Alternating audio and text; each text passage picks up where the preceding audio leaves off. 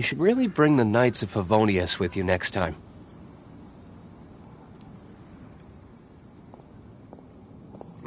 I wonder if you will come today. This is fine wine. Fine wine indeed.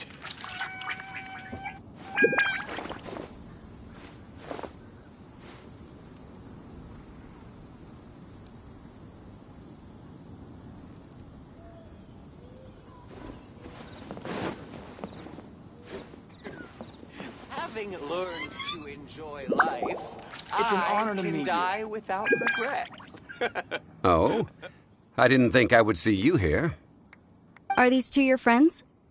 Yes, we had the fortune of meeting not too long ago. They are quite a knowledgeable and talented pair, and a pleasure to be around. Traveler, we were just discussing the history of Rex Lapis. Would you like to listen? This, good sir, seems not to appreciate the almighty power of the Lord of Geo. As a professional archaeologist, I'm inclined to correct some of his erroneous views. We are discussing the whereabouts of the first Mora. The first Mora? As everyone knows, the Lord of Geo taught the ancient people of Liyue the craft of smelting, creating goods that allowed them to develop trade with the early nations of that time. Today, Liyue holds the sole right to cast Mora in the entire continent of Teyvat. The world's very first Mora should have been cast by the hands of the Lord of Geo himself thousands of years ago. According to my research, as well as my own hypothesis, I believe that this coin of unique historical significance has been passed down secretly through the years as a kind of token. For example, perhaps the Qixing who control the Liyue use it in some kind of unknown ceremony they hold when they come to power. No. My research indicates that the first Mora coin is not such a simple thing. Mora is a catalyst. This we all know. Even today, Mora is used in the mystic arts for its curious properties of weapon enhancement. The world's first Mora would no doubt possess the strongest power. My next historical treatise will boldly expound on the newest findings from my intense decade-long research. That is, that the Lord of Geo used this original Mora as a catalyst to enhance a dagger and a sword. A dagger and a sword? Well, buy the book when it comes out to read the full story. For now, I will only reveal this. The one who finds the dagger shall become supreme in Liyue, and the one who finds the sword may be crowned Liyue's sovereign. I can't say I agree. Let us not speak of the authenticity of the dagger and sword first. But Mora and money came about simply because they are a convenient measure of a contract's value. Rex Lapis just meant for Mora to serve as a catalyst for people to exchange and trade. The world's first Mora is probably just an ordinary coin created by Rex Lapis. As for its fate, the same as all Mora, I suspect. It was simply spent somewhere. I think that Mr. Hanshua's hypothesis seems reasonable. Mr. Zhongli's argument, on the other hand, lacks any evidence. How can you so easily dismiss the Lord of Geo's profound foresight? No, I am not debating right or wrong. I am simply stating a fact. Enough! Do you think you understand the Lord of Geo more than me? I know but little about history, and I wouldn't dare to brag. But discussion is meaningless if everyone has the same opinion, no? Well then, answer me this. Long ago, when Liyue Harbor was being constructed, the Lord of Geo taught the people how to build houses. The model home he used to teach them was completely cast from Mora, correct? That is correct, indeed. Okay, then tell me. Why would the Lord of Geo do something so extravagant, if not because of the mystical power that Mora contains? There's a simple explanation, really. To the god of wealth and commerce, what material is easier to get than Mora?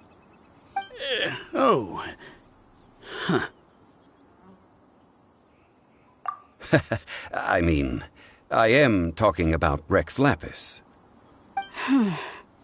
Excuse me, sir. I have some questions about archaeology. Can we find somewhere quiet to chat? I mean, if it's okay with you. Oh, it's no problem at all. But may my friend accompany us? Perhaps they could be of some help. Of course. They can come if that's what pleases you, sir. Let's go.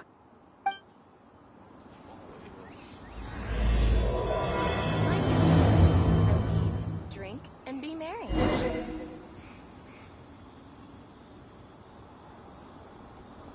The Lord of Geo sure is something. Barely been gone, and already his name is being slandered. Although we are in the age of humankind, surely we must still show a measure of respect for the gods of the past.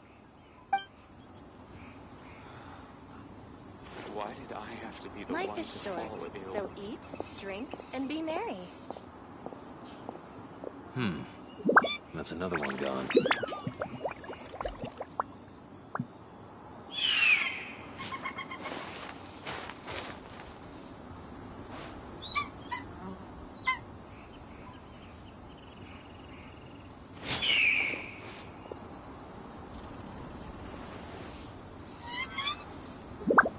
Why did I have to be the one to fall ill? That's another one gone. Life is short, so eat, drink, and be merry.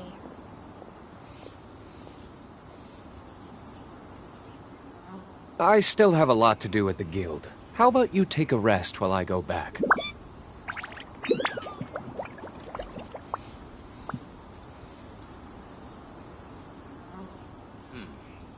That's another one gone. Life is short, so eat, drink, Why and did be I merry. have to be the one to fall ill?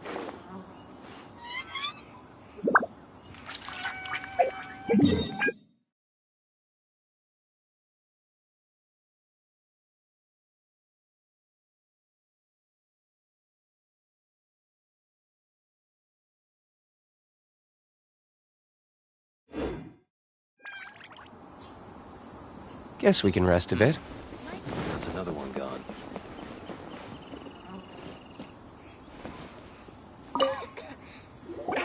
What I'm about to say is a bit disrespectful of the Lord of Geo and would draw a lot of angry looks.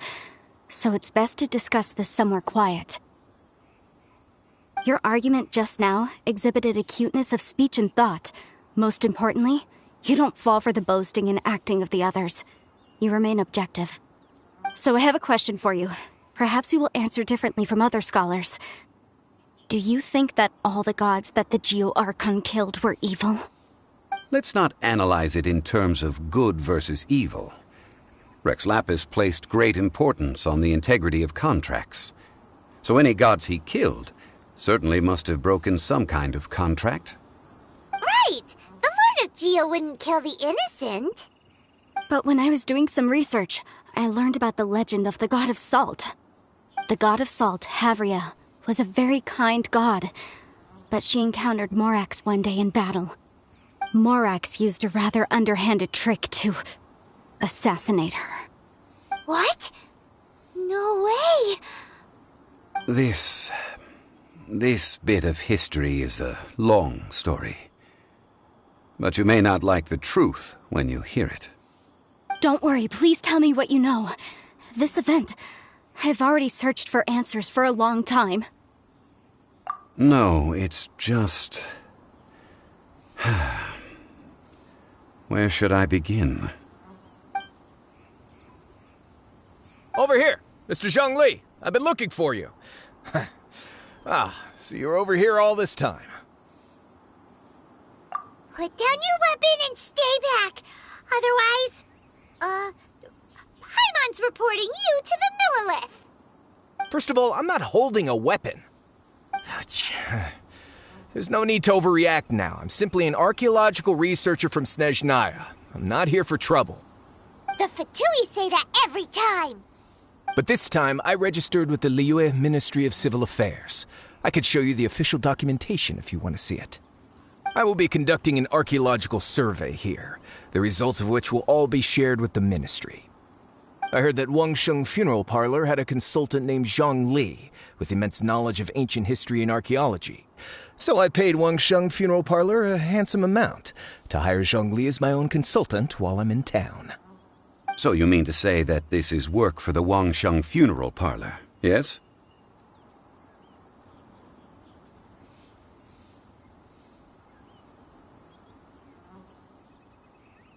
Well, since it's work, I don't have a choice. A consultant of the Wangsheng Funeral Parlor must respect their duty. Of course you would be such a reasonable man. Well then, let's head out now, shall we? Wait, if you are studying archaeology, can I go too? I am also a scholar in this field, so I can help. That will give us a chance to continue the topic we were just discussing. Oh, and you should tag along too. This experience may be of help to you on your future adventures. It is a story from before the rise of the Seven. Although the god of salt has already perished, it will still be a meaningful experience for your journey. Wait. This is an archaeological expedition, not a tour group. That's too many people. But this friend of mine has a treasure-finding talent, surpassed by no one. It will surely be of great help to us. Oh? What talent? If my friend espies a treasure chest, they will absolutely find a way to open it. Hey, Paimon's good at that too! Well, that is quite enticing. All right then. Well, let's go. There's no time to waste. When the Overlord of the Vortex was crushed by the Jade Chamber recently, perhaps something of interest was washed ashore. An ancient artifact would be good. Traces of ancient activity would be great. But a piece of the god's limb would be even better. Who knows what surprises we may find.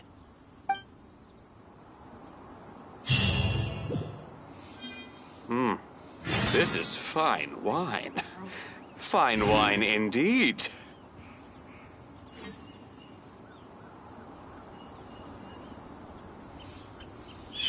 I wonder if he will come today.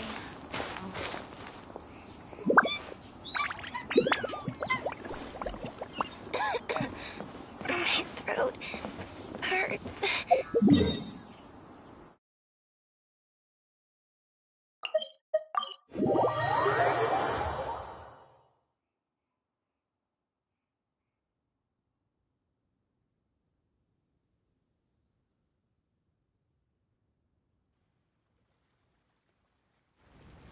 You should really bring the Knights of Favonius with you next time.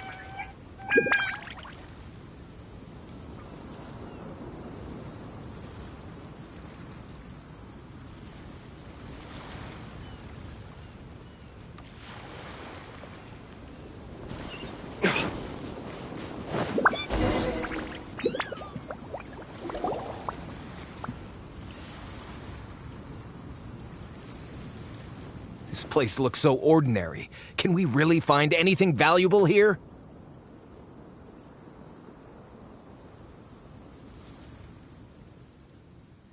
Huh? Paimon thinks it looks really grand. I don't mean the scenery, but rather that there should be something out of the ordinary. A big battle did just occur and all, and I don't even know where to begin looking here. Guyan Stone Forest is actually the perfect place to be, if you wish to learn about the gods or the history of the Archon War. Legend has it that Rex Lapis threw spears made of large rock into the sea here, piercing and crushing the Overlord of the Vortex.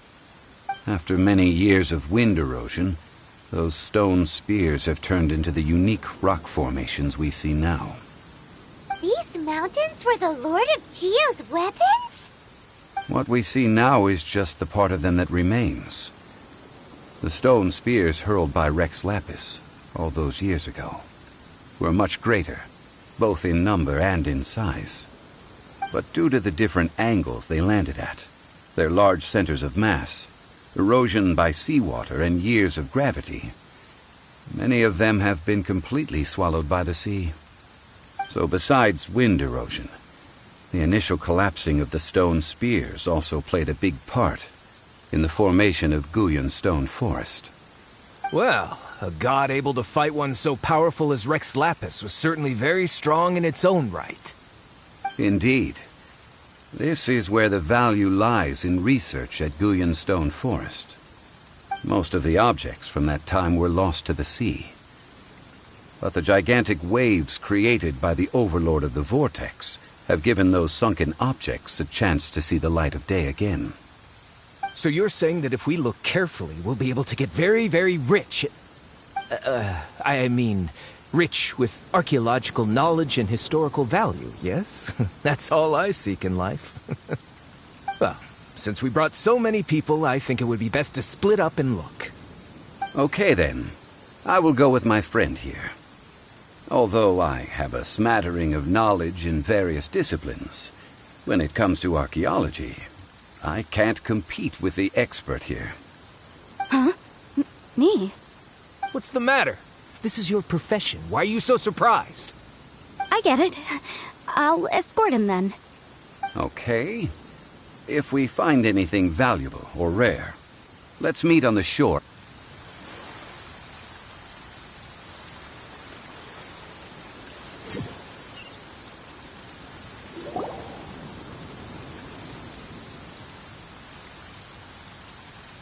This place looks so ordinary. Can we really find anything valuable here? Huh? I don't mean the scenery, but rather that there's... Guyan Stone Forest. Legend has it that after many... These mountains? What we see now is... But due to the different... So beside... Well, a god able to... Indeed. Most of the objects from that time were lost to the sea. But the gigantic waves created by the Overlord of the Vortex have... So you're saying that... I mean... Well, since we brought... Okay then. Huh? Me? What's the matter? I get it. Okay. The ancient god probably left behind lots of elemental marks. Following them should make our search much easier. Well, go ahead then. Use your elemental sight to look for any marks.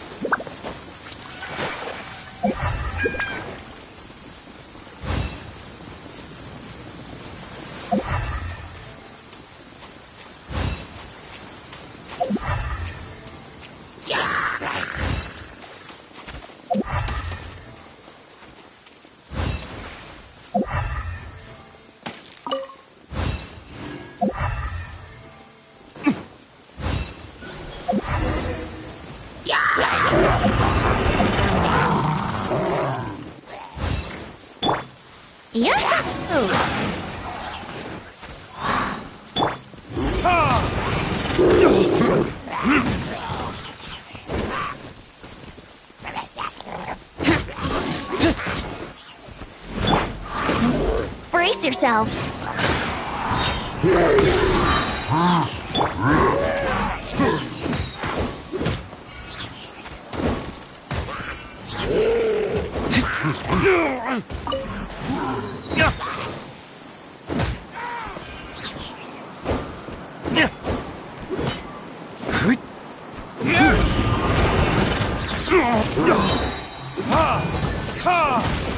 Let the show begin.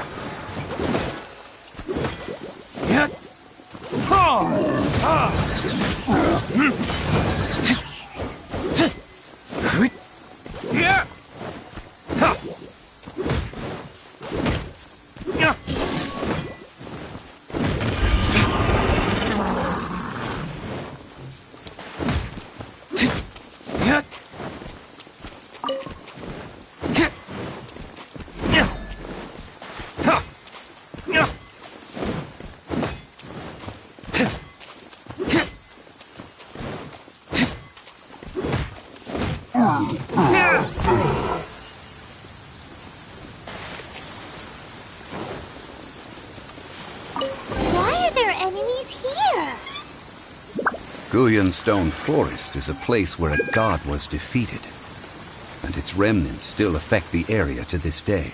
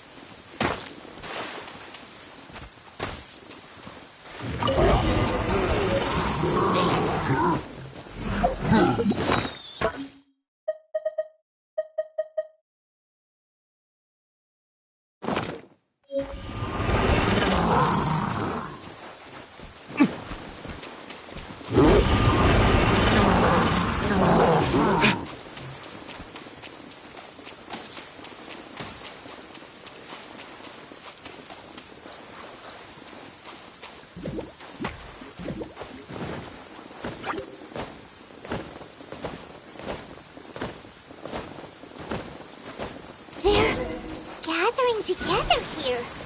But why? See that object in the center? Perhaps it emits the remnant strength of the god. That would certainly attract them. But the hydro-mimic monsters... I have a contract and must put my personal feelings aside. Go ahead. Defeat them and recover the relic.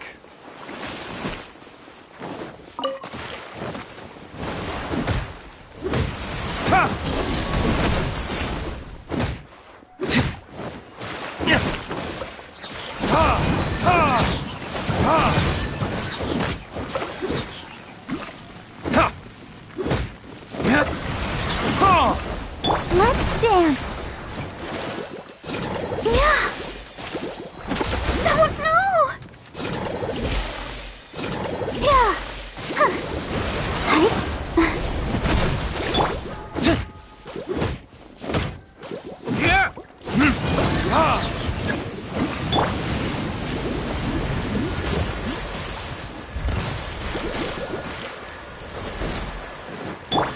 Think you can get away?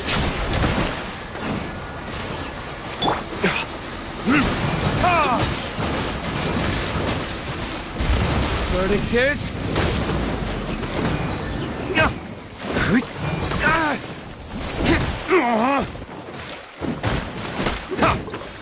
It's just a stone slab, but its design is quite unique. This should be enough to garner some information. Let's head back.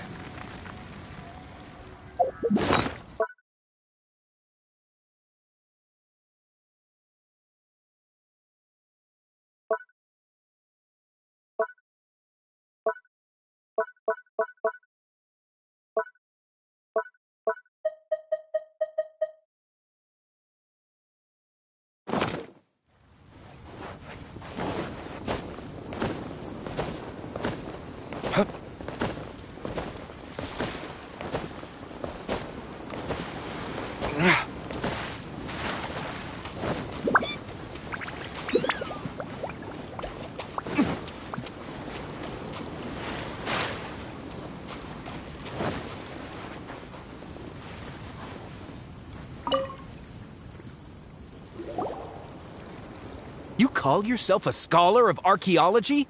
You can't even recognize this or that. What are you good for? We all have our areas of expertise. I already tried very hard to explain. Oh, stop arguing! What in the world happened?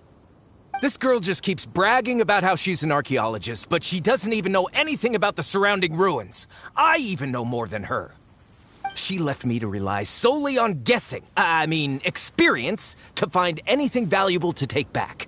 Ugh, what a waste of time. I've just been researching the god of salt, so I'm not familiar with sea relics. Is that so strange?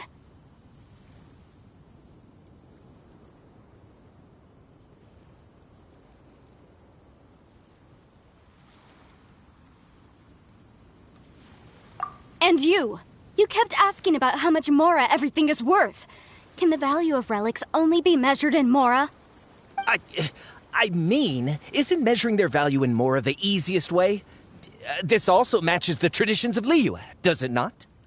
Now, calm down. No need to make a fuss. We were able to bring back some intriguing objects. Let's have a look. Oh, what a shame. These objects were indeed washed ashore by the Overlord of the Vortex, but they have nothing to do with the god besides being in the vicinity at the time. The stone slab we found, however, has a mysterious pattern and faint aura of divine power. Perhaps it will be useful for research purposes. Quick, give it to me!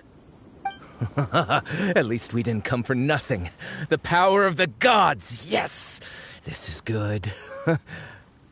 Oh, but these other objects are certainly worth a little something, right? It should be enough to cover the cost of hiring you. It's all mine. So, it's only valuable for research if there are remnants of divine power on it? Not at all. My quest to uncover the history of the God of Salt is because history can tell us about culture and beliefs. But you? You're just trying to use archaeology to get rich. Nonsense! I'm a professional archaeology researcher from Snezhnaya. I swear. If I'm lying, may the Lord of Geo strike me down.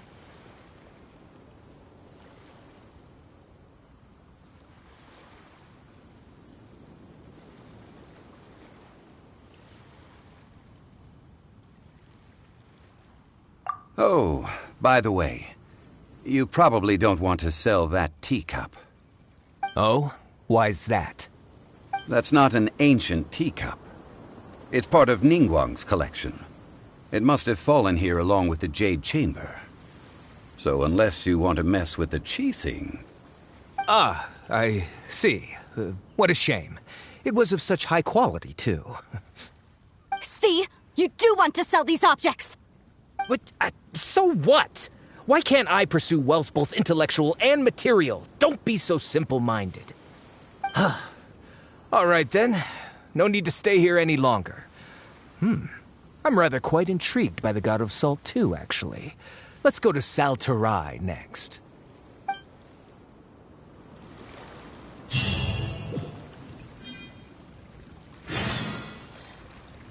Ugh! You're simply a money grubber! And what are you, then? All you think about is digging up valuable relics every day. They're still arguing? Ugh. Let's not bother them.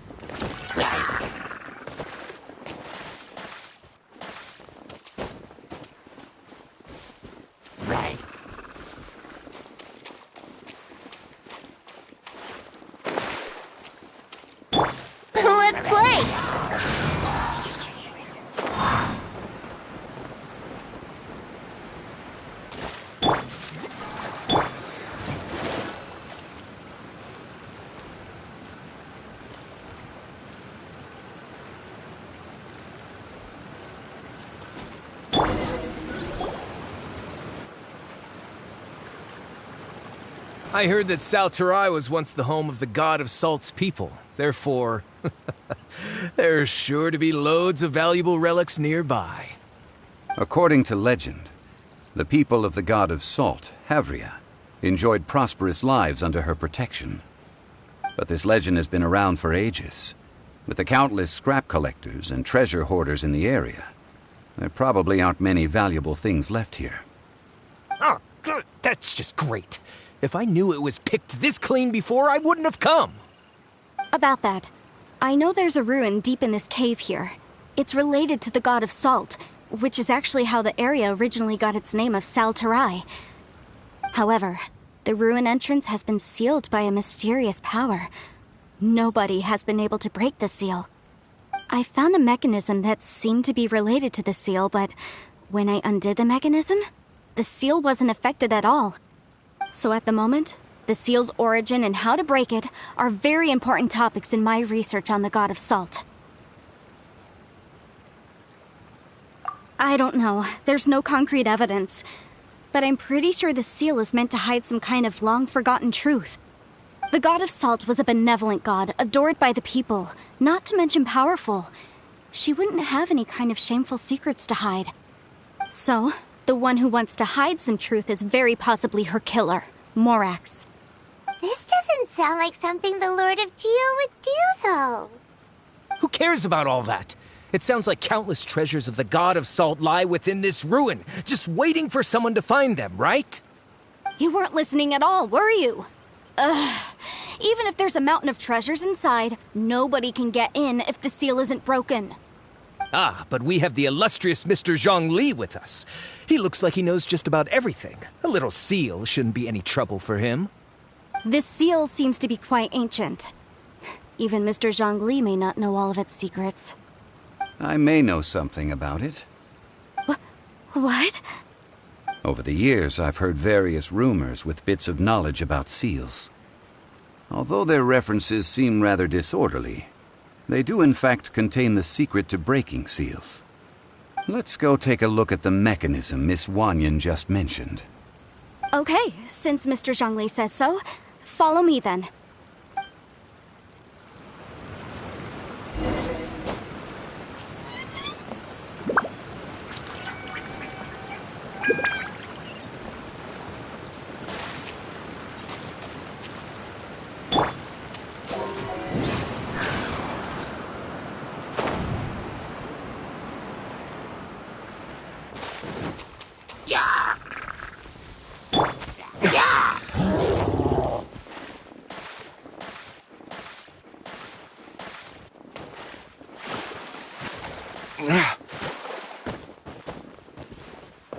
Here it is.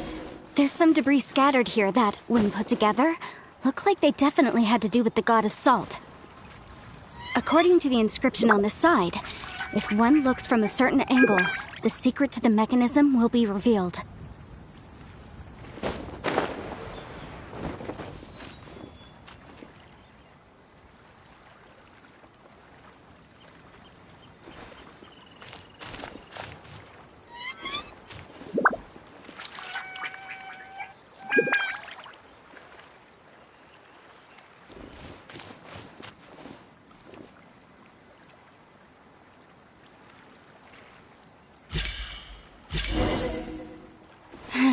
See that?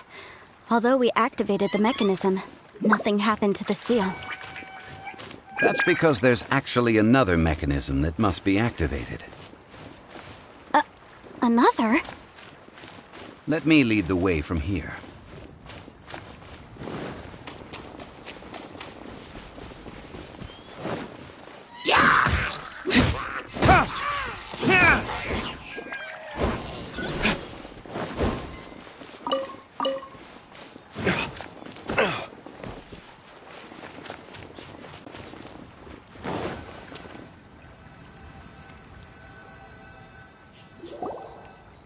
This place seems familiar. Huh, I remember. I think there's some elemental monuments here. So you're saying they're related to all this? When I investigated the seal last time, I had someone with a vision accompany me. But when we lit up all the elemental monuments, nothing happened.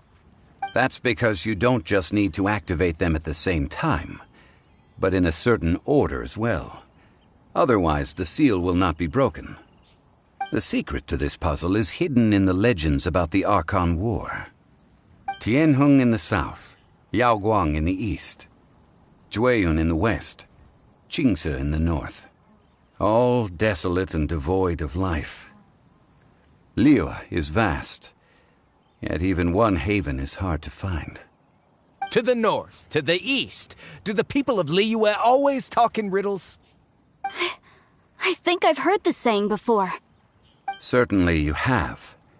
And the contents of this saying are also related to the god of salt. To provide a haven for her people, whose lives had been ravaged by the Archon War, this benevolent god searched all across Liyue. At that time, with the chaotic fires of war engulfing the land, even one sliver of peace was a luxury. And that haven she eventually found is right here. Today, it is known as Sal Turai. How sad, then. In the end, this peaceful place was destroyed by Morax. Okay, enough with these ancient stories. Now that we have the clue, hurry up and break the seal. Whatever happened doesn't matter as long as we can get inside that ruin. Tianheng in the south, Yaoguang in the east, Jueyun in the west, Qingce in the north. With this clue, you should be able to solve the puzzle.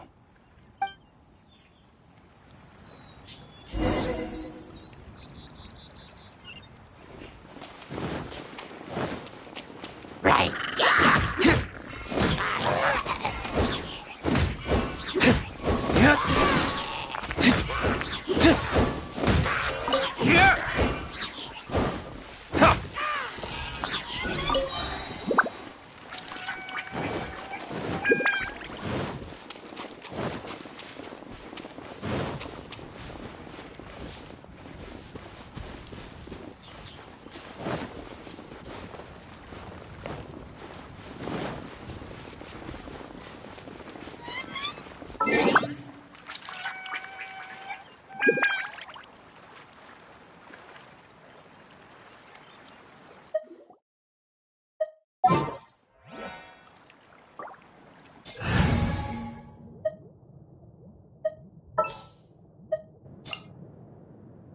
Let's go. Time is against us. I still have a lot to do at the guild. How about you take a rest while I go back? Don't blink!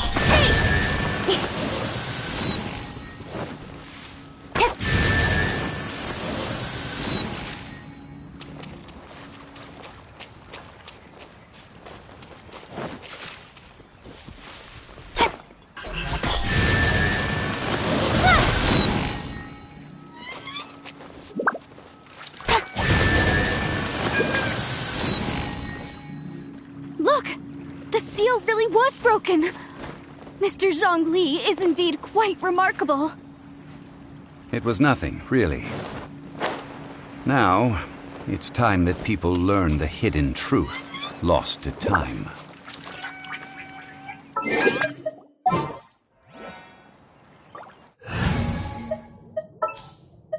This world is full of unsolved mysteries. Didn't keep you waiting, did I?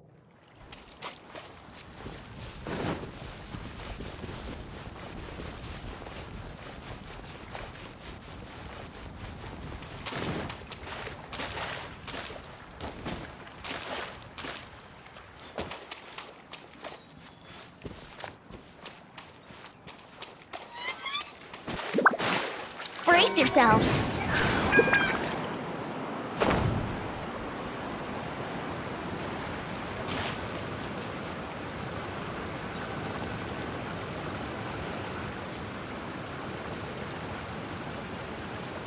Before entering the ruin, I have a proposal that will help us prevent the kind of senseless arguing between you two that we saw at Guyonstone Forest. Okay. What is it? I propose you two agree upon a contract, stipulating that we alternate who gets claim to each treasure we encounter, with only one object permitted per claim. To show my sincerity, I won't be taking any treasure. This will just be between you all. Hey! Don't pass an opportunity like this up so easily! I don't agree. I mean, you want me to split the treasure with this amateur archaeologist? No, absolutely not. I don't agree either. He will only defile the precious relics left behind by the god of salt. I can't accept this. Well then, if the contract is not agreed upon, I will no longer serve as your consultant on this expedition. You will have to rely on your own experience to find whatever treasures are hidden in this ruin, as well as traps. You have the audacity to demand this. Okay then. Even half of the treasure in the long-sealed ruin of the God of Salt should be enough to make a fortune. If you want me to agree upon this contract, so be it. I just have one request, Mr. Zhongli. If we discover the truth behind the God of Salt, you must judge it fairly, even if the truth harms Morax's image. I can accept this arrangement. Well then, let's go.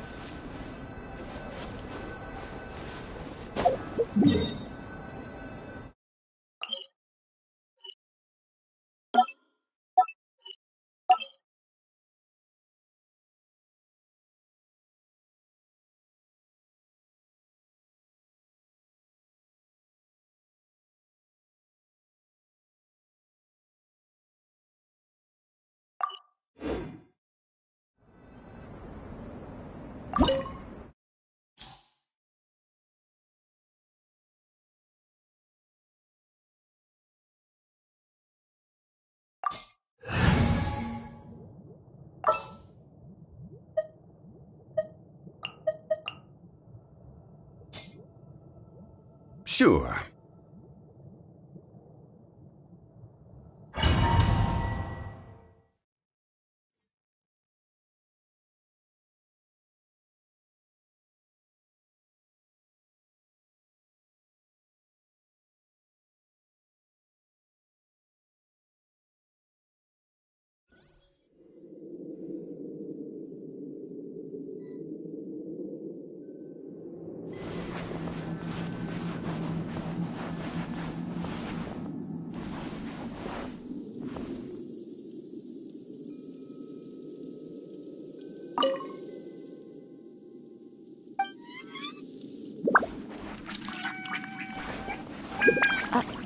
Are these statues? No. These are people. Duh. They were probably followers of the god of salt. How did they become this way? What in the world is hidden deep in this ruin?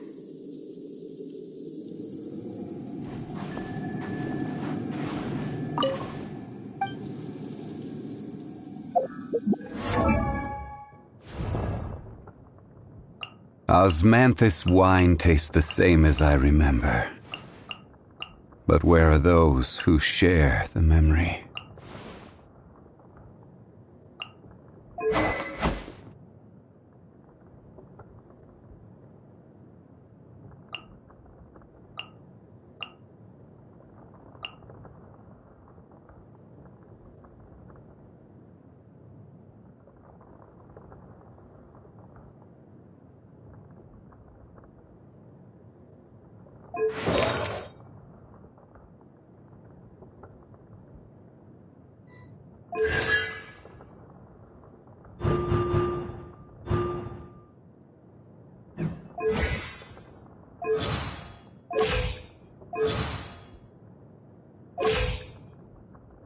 Osmanthus wine tastes the same as I remember. But where are those who share the memory?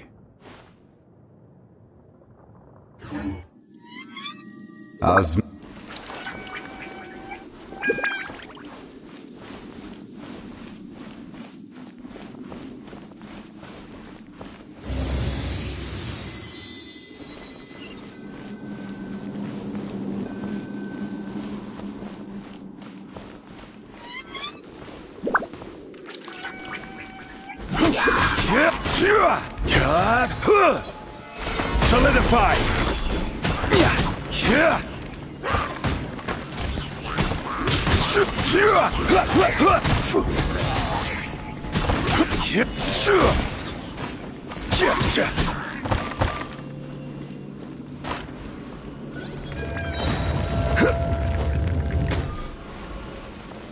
Gather!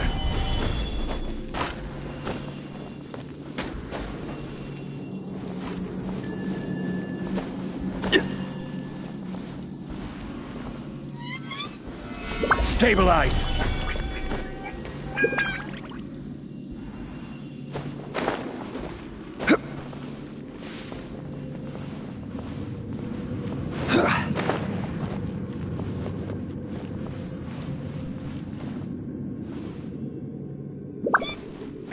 Yeah.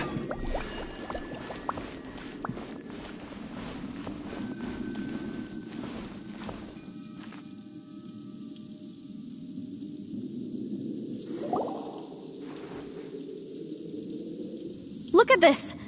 It's filled halfway with salt. Just looks like a fancy salt holder. Seems like the god of salt was a god lacking in treasures. According to my knowledge, it's no ordinary vessel. Although it is only half full, it is also forever half full. That is to say, it is bottomless. What? You're saying that even if I pour the salt out, the amount inside won't change? Exactly. Able to produce endless salt. The god of salt is powerful indeed. Finally, after all that effort, I've found precious treasure. I claim this as mine. I just need to pour the endless salt into 1,000 or 10,000 bags. I can sell it and make a fortune. Hey, how can you use a relic of the god of salt for such a shallow pursuit? If Mr. Clement wants this salt chalice, then the next object we find will belong to Miss Wanyan, according to the contract agreed upon. Of course, as we agreed. But how can anything be worth more than this rare find? Since we have a contract, it's no use for me to fight with him. Then let's move on, shall we?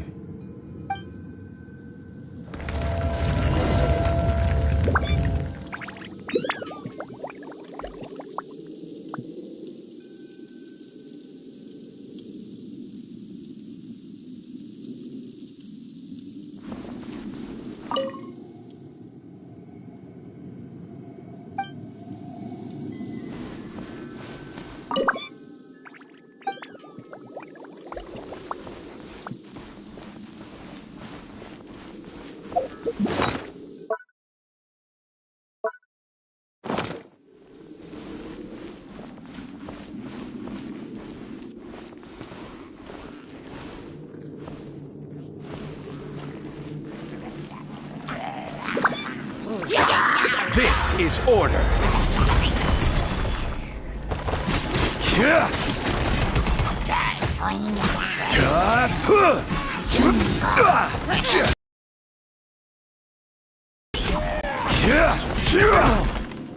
Crumble.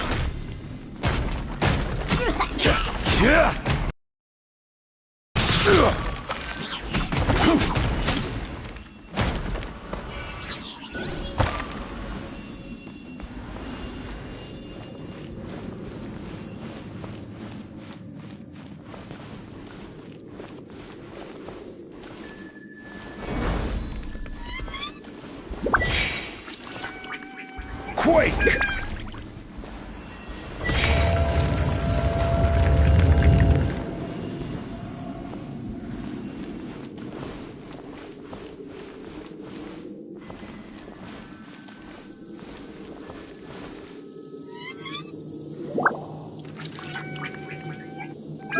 Just a simple ruler. Doesn't look to be worth anything.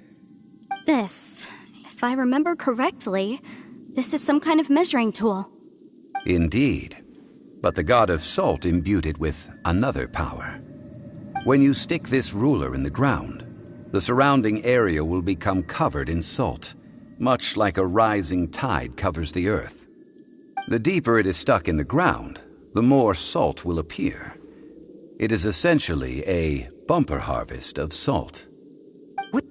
That's even better than the salt chalice!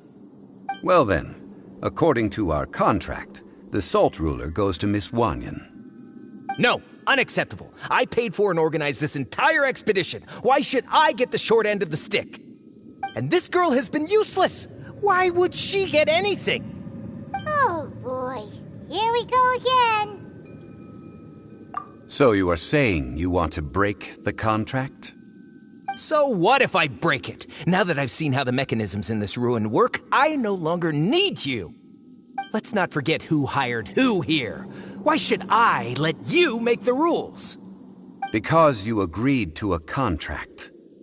Rex Lapis once said, "Ones who break their contracts shall suffer the wrath of the rock." That is one of your Liyue gods. I am from Snezhnaya. I will suffer the wrath of the rock.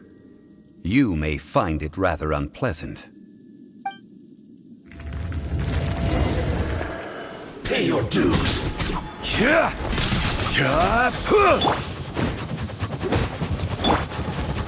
Stabilize. Let's dance.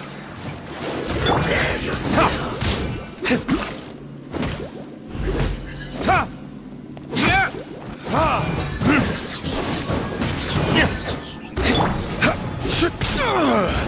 crumble.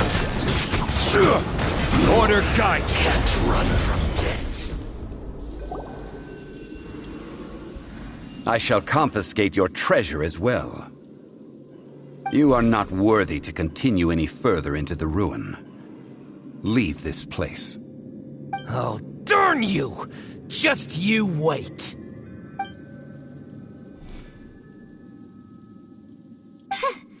Some archaeological survey. He could only pretend for so long. Yeah, good thing Paimon can smell a liar from a mile away. Clement's wrongdoing stemmed from greed, yes. But besides greed, there are many other things that may tempt us to break contracts.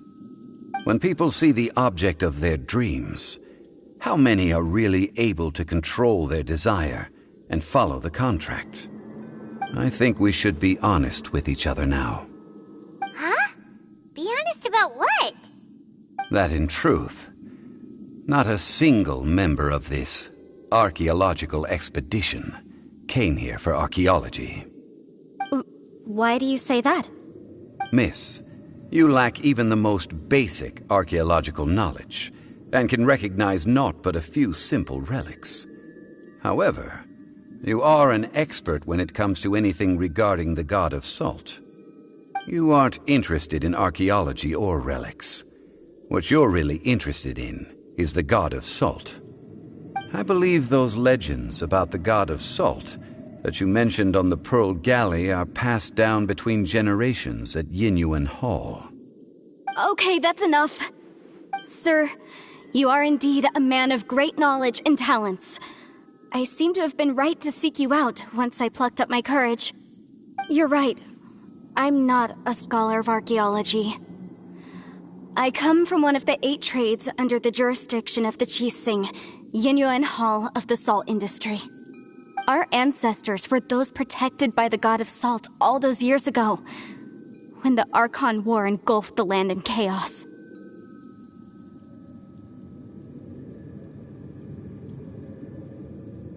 Oh, right!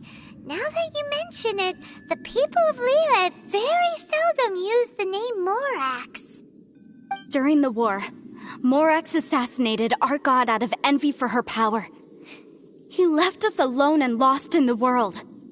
We hate him! But this is Morax's Liyue after all. And its history is written as he wishes. So I seek proof of Morax's guilt. He has blood on his hands and cruelty in his heart. We agreed to a contract that we will face the truth head on, didn't we, Mr. Zhongli? You must judge this history fairly. Naturally, of course. But I must add, Liyue is no longer Morax's Liyue. Come with me. All the answers you seek lie ahead.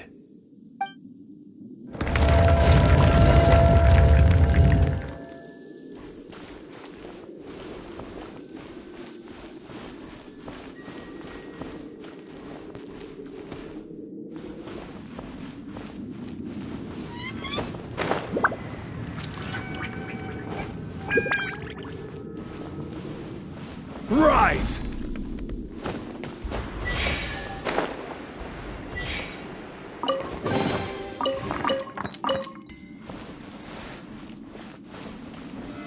Solidify!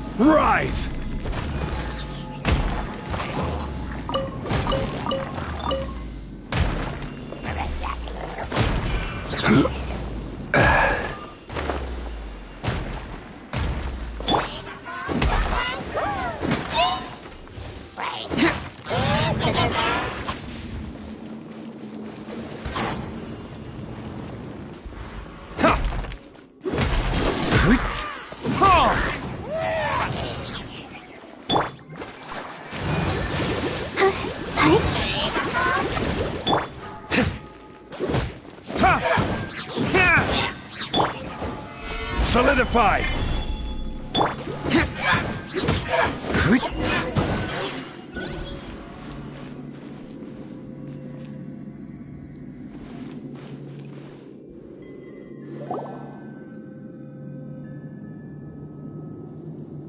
This is a sword? Aha! It's a broken sword! This is proof! This proves that the God of Salt had to fight back against the evil Morax. But sadly, she was defeated. The power of this sword surely is much greater than that of the Salt Chalice and Salt Ruler. If we can repair the sword, then we can show the world the mighty power of the God of Salt. It does look like something left behind after being defeated in battle. 2 pieces of a broken sword. From an archaeological perspective, these are 2 separate relics. According to the contract, you can only claim one. Why? We were alternating claims to treasure, true. But Clement is no longer here. Yes, but the only one object per claim clause still holds true. You cannot take 2 relics at the same time. This logic! Zhongli, she seems like a good person, and no one is fighting over the treasure. How about you let this one slide, huh? When there's a contract, nothing can be allowed to slide. If the contract is not followed, then it is broken. No! If I only take 1/2, then it can't be repaired, and the power of the God of Salt cannot be restored. No matter what, I must be faithful to her. Even if it breaks the contract, I don't care. So you are already decided? Then there is a price to pay for breaking the contract. Zhongli! That is to say, you consign yourself to suffer the wrath of the rock. That's okay. The God of Salt gave up her life to protect her people. My sacrifice is nothing compared to that. Punish me however you want. Just let me take this proof of my faith. No, you can't hit her! Perhaps that punishment would be easier for her. But, as punishment, I will tell you the truth. Huh? The truth? You mean the truth is my punishment? Yes. The truth that I am about to tell you shall be your price to pay for breaking the contract. I'm afraid to say that the God of Salt, Havria, was not the powerful god you imagine her to be. Rather, she was a small and weak god who yielded to all other gods. When it came to war, she lost, never able to win a seat among the 7. What? During the Archon War, the gods of this world used all their strength and cunning to vie for control of Tevat. But Havria instead chose to flee. She thought that by giving up before a fight could start, she could save herself and her people from the war. However, during such a long war, there is no end to the advances of aggressors. After making countless concessions, Havria lost all of her lands, until only one small haven remained. No! It can't be so. In her last days, she had not even a single blade to defend her people with. Not even a single blade? Then, this sword... This sword is not a relic belonging to the God of Salt, but is instead the murder weapon used to kill her. Murder weapon? No! That's not true! That can't be true! You're trying to test my faith in the God of Salt. As I said before, I only state the facts. Preposterous! You are a follower of Morax. Don't try to trick me. Hey! Hey! Come back!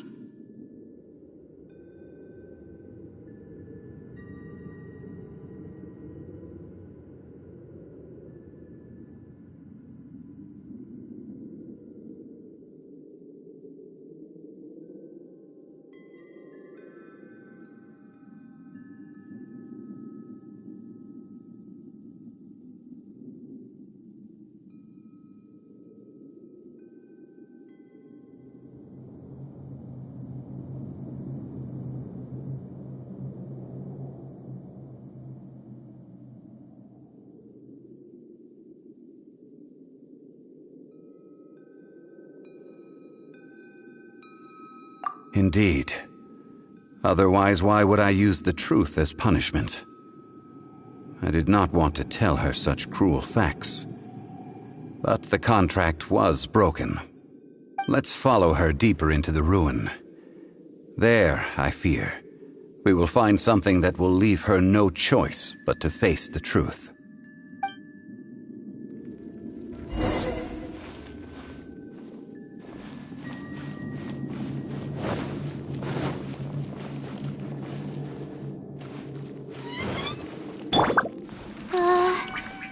Are these statue thingies running? What will we find ahead? Salt. And betrayal.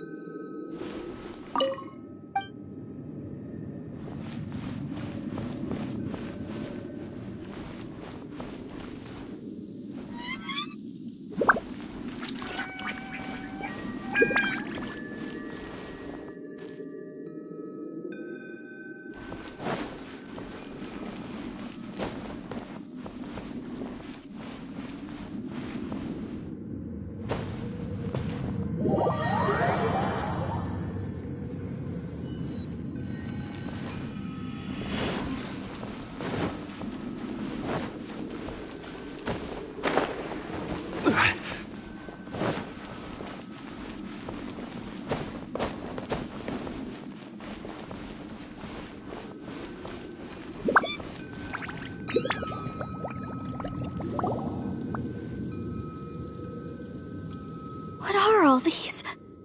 What did they see? What did they do? What happened? Since you do not trust me, let us continue onward. That which lies beyond this door will show you all that happened back then.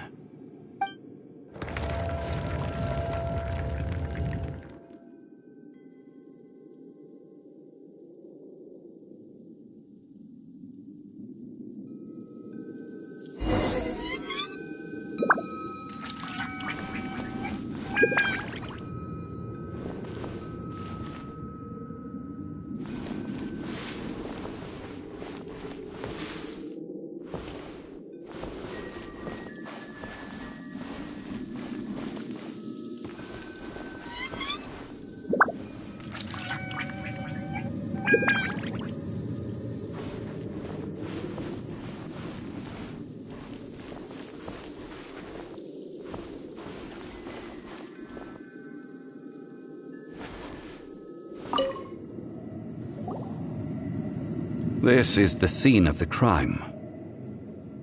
Havria's body dissipated, leaving nothing but these traces of salt. Her dying moments have since been frozen in time to this very day.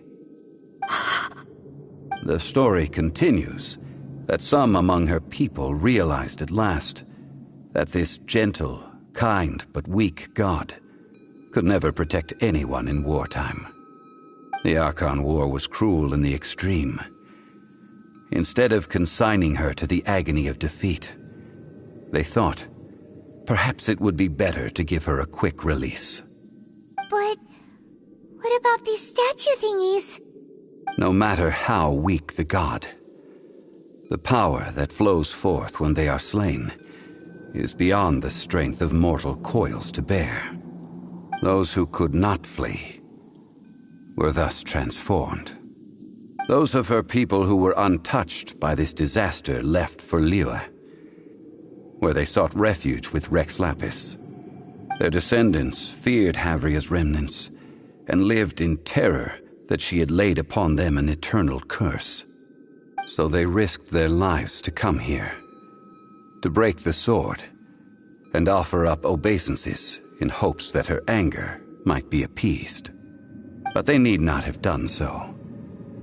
For how could a god who had never once resisted, even till the end, nurse hatred for her people in her heart? Even if this is so, I can't! This must be a lie. A false history, all of it! Don't you dare try to shake my faith!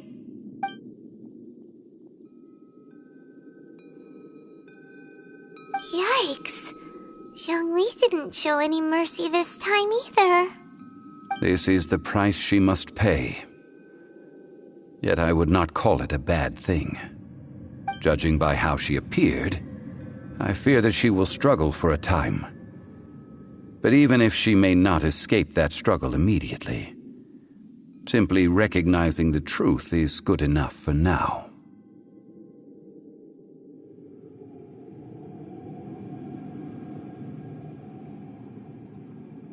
Indeed.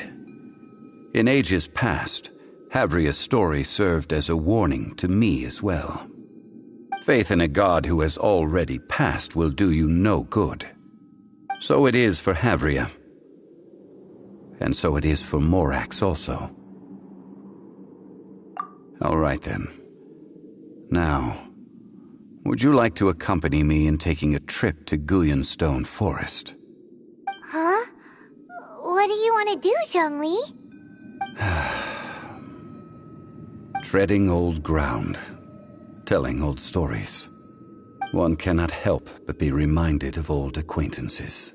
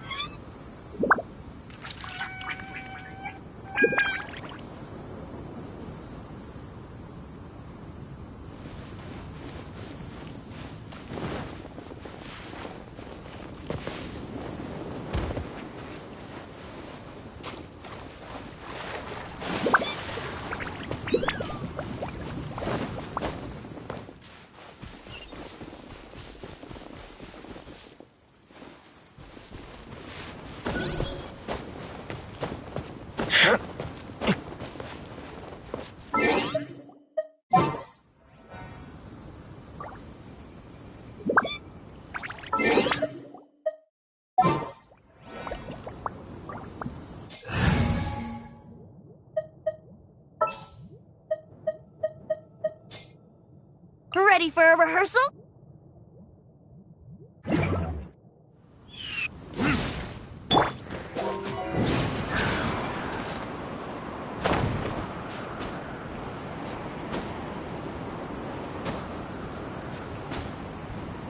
Huh?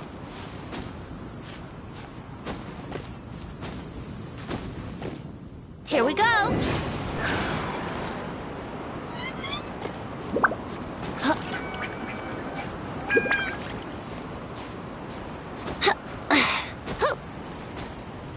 Huh?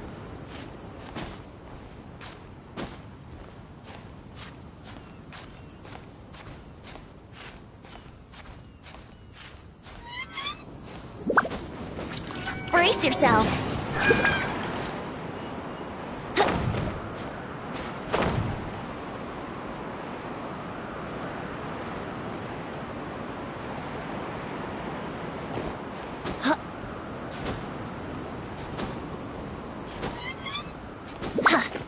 Let's play!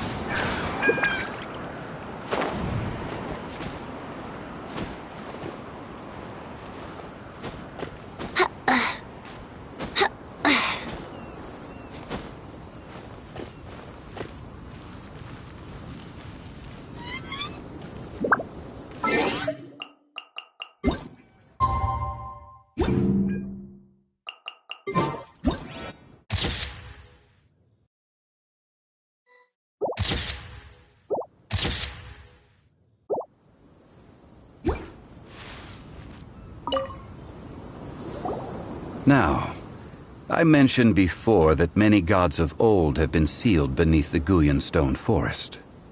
The Adepti have presently handed Liyue over to mortals, and Havria's time was even further in the past. The Salt Chalice and Salt Ruler that she left behind should not return to Liyue. To leave them here is to let them slumber. And it is also a homecoming. I ended an era with my own two hands. I've always wondered how I should remember that which I ended. History records, but history may be changed. This incident proved that. Time is a mighty force, and history's twist in its flow. I need to find a better way of recording history in order to engrave its truth. Stone carvings were one such ancient method, but unchanging stone, immovable earth, even one such as myself. Someday we may all disappear. Zhongli. Therefore, I thought of you, traveler. You are one who crosses the celestial atlas, and who passes through countless worlds. If our history is engraved in your memory, it will one day accompany you into another world. As long as a traveler like you is able to record what happened, then a backup of sorts will exist for times and tides of Teyvat.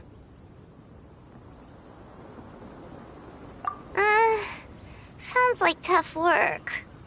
Now then, it is time that we consigned both the Salt Chalice and Salt Ruler to the sea. Huh? Why do we need to throw them into the sea?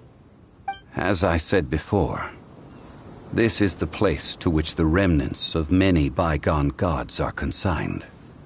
This includes Osial, Overlord of the Vortex, who the Jade Chamber most recently returned to this ocean prison.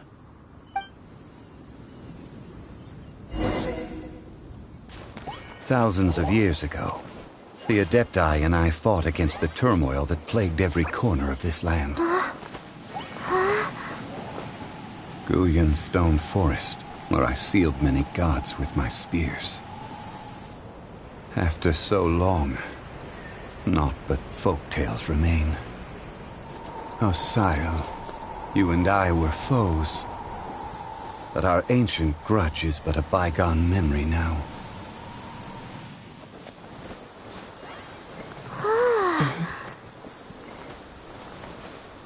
May that which Havria has left behind be yours to subsume.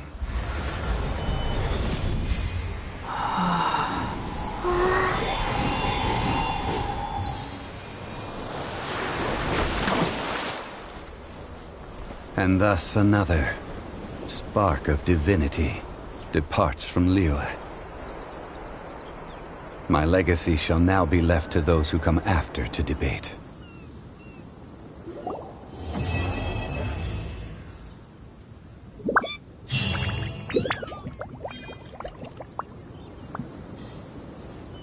I will remain here for a while. I fear that moments of reminiscence like this can only grow fewer. We did not measure right and wrong during the days of the Archon War in the same manner as we do today. Of course, as I am now, I only wish that she could have lived in a gentler time. Of course, as I am now, I only wish that she could have lived in a gentler time. I will remain here for a while. Though the Salt, if a day comes when he should I will remain here for a while. Though the Salt Chalice, if a day comes when he should recover his strength. I will remain here for a while. Though the Salt Chalice and Salt Ruler do have power in their own right, they are nothing before Osayo.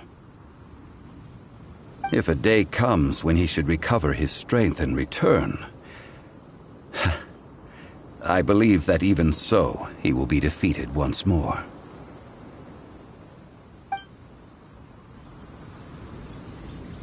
I will remain here for a while. That is a good question. In the past, I might have given you a most specific answer. But now... yes. I suppose I will continue in my role as a consultant at Wangsheng Funeral Parlor. But if this journey was to your liking, why don't you come along the next time I am seeking to preserve memories of Liyue's past?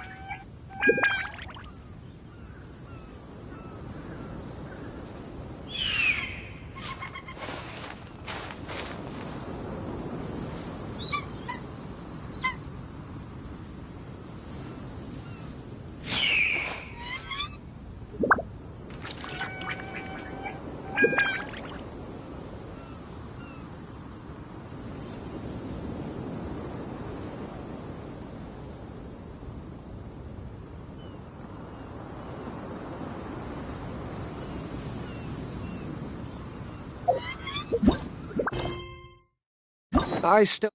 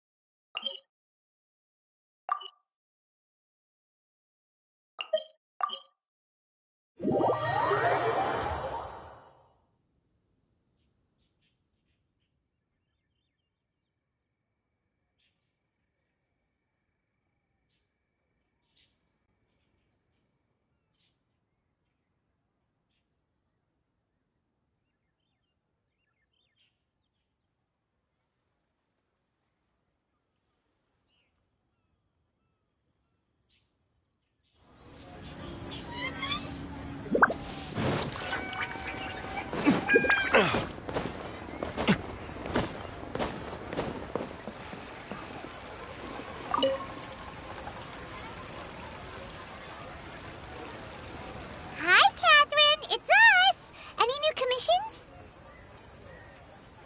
As a matter of fact, there's one that looks perfect for you two. Uncle Dai is one of the foremen at Huishan Hall over in Liyue Harbor. He's hoping the Adventurers Guild can spare some manpower. What is it we have to do exactly? I believe you'll be looking for workers. Ooh, looking for people? Awesome! We're good at that! I have no reason to doubt your abilities. I'm sure the details can be worked out face to face. If you're willing to accept this commission, head over to the dock and talk to Uncle Dai.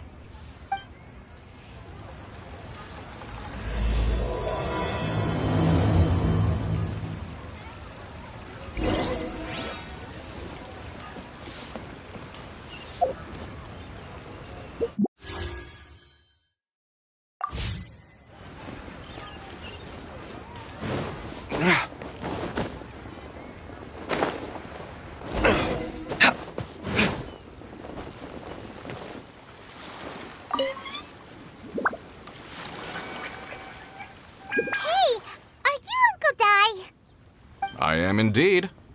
Ah, now then. You must be the adventurers assigned by the guild. Huh?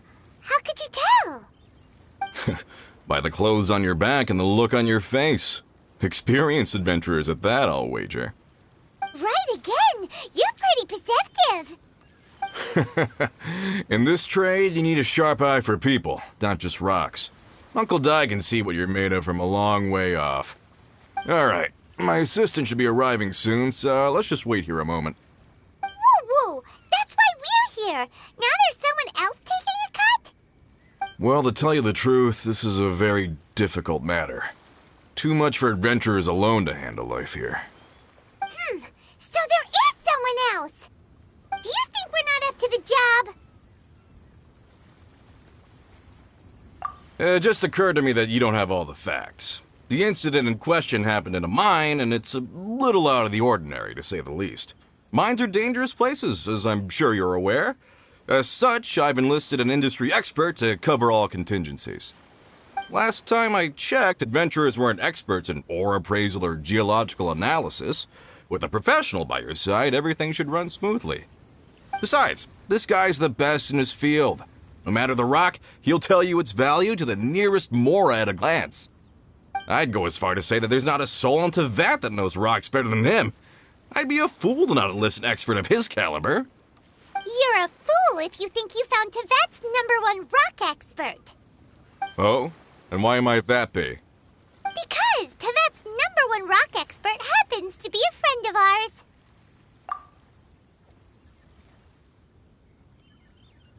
Ha-ha! Didn't expect that, did you? Wait here. We'll go fetch him. Paimon bets Zhang Li is listening to the storyteller. Let's head over. You're a rock expert. What does he look like?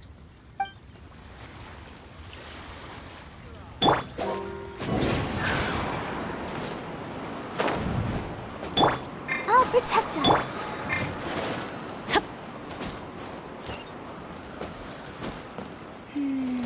As I gaze out upon the sea.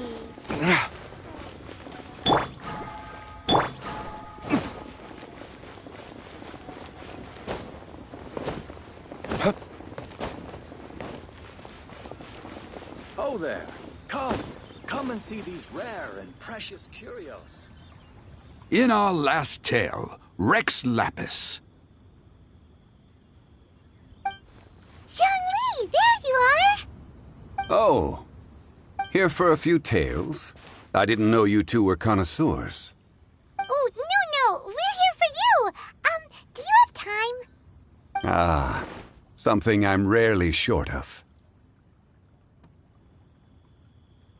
We need someone who understands geology and ore. Someone who understands geology and ore. Take a look around. Is there anyone in Teyvat more qualified?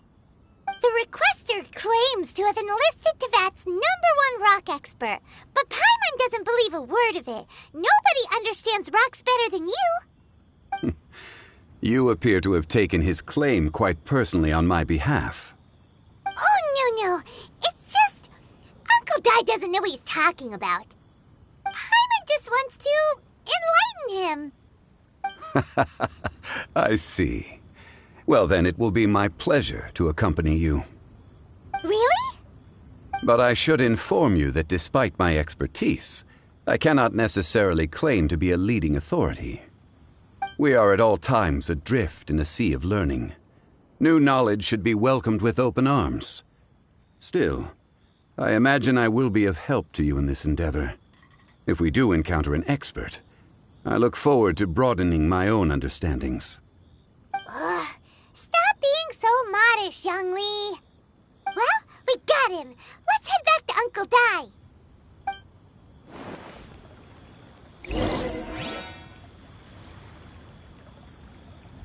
Oh there. Come and see these rare Clear and fire precious hazard right curios. here.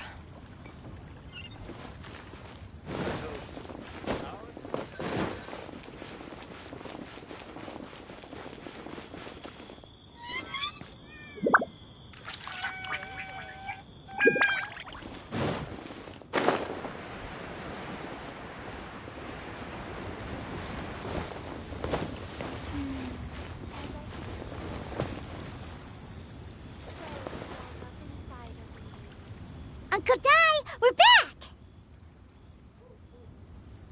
Oh, and this must be the friend you spoke of? Yep. Paimon doesn't know who your rock expert is, but he's got nothing on our guy. Let's not get ahead of ourselves. Still, I do have a claim to some experience in this field. Uh-huh, so you say. Wait till my guy gets here, then we'll see. It's no use me singing his praises. You'll have to see for yourselves. Is this the place? Aha! Speak of the devil. Allow me to introduce my assistant, Kunjun. Young Kun, these are 2 adventurers assigned to us. And as for this gentleman...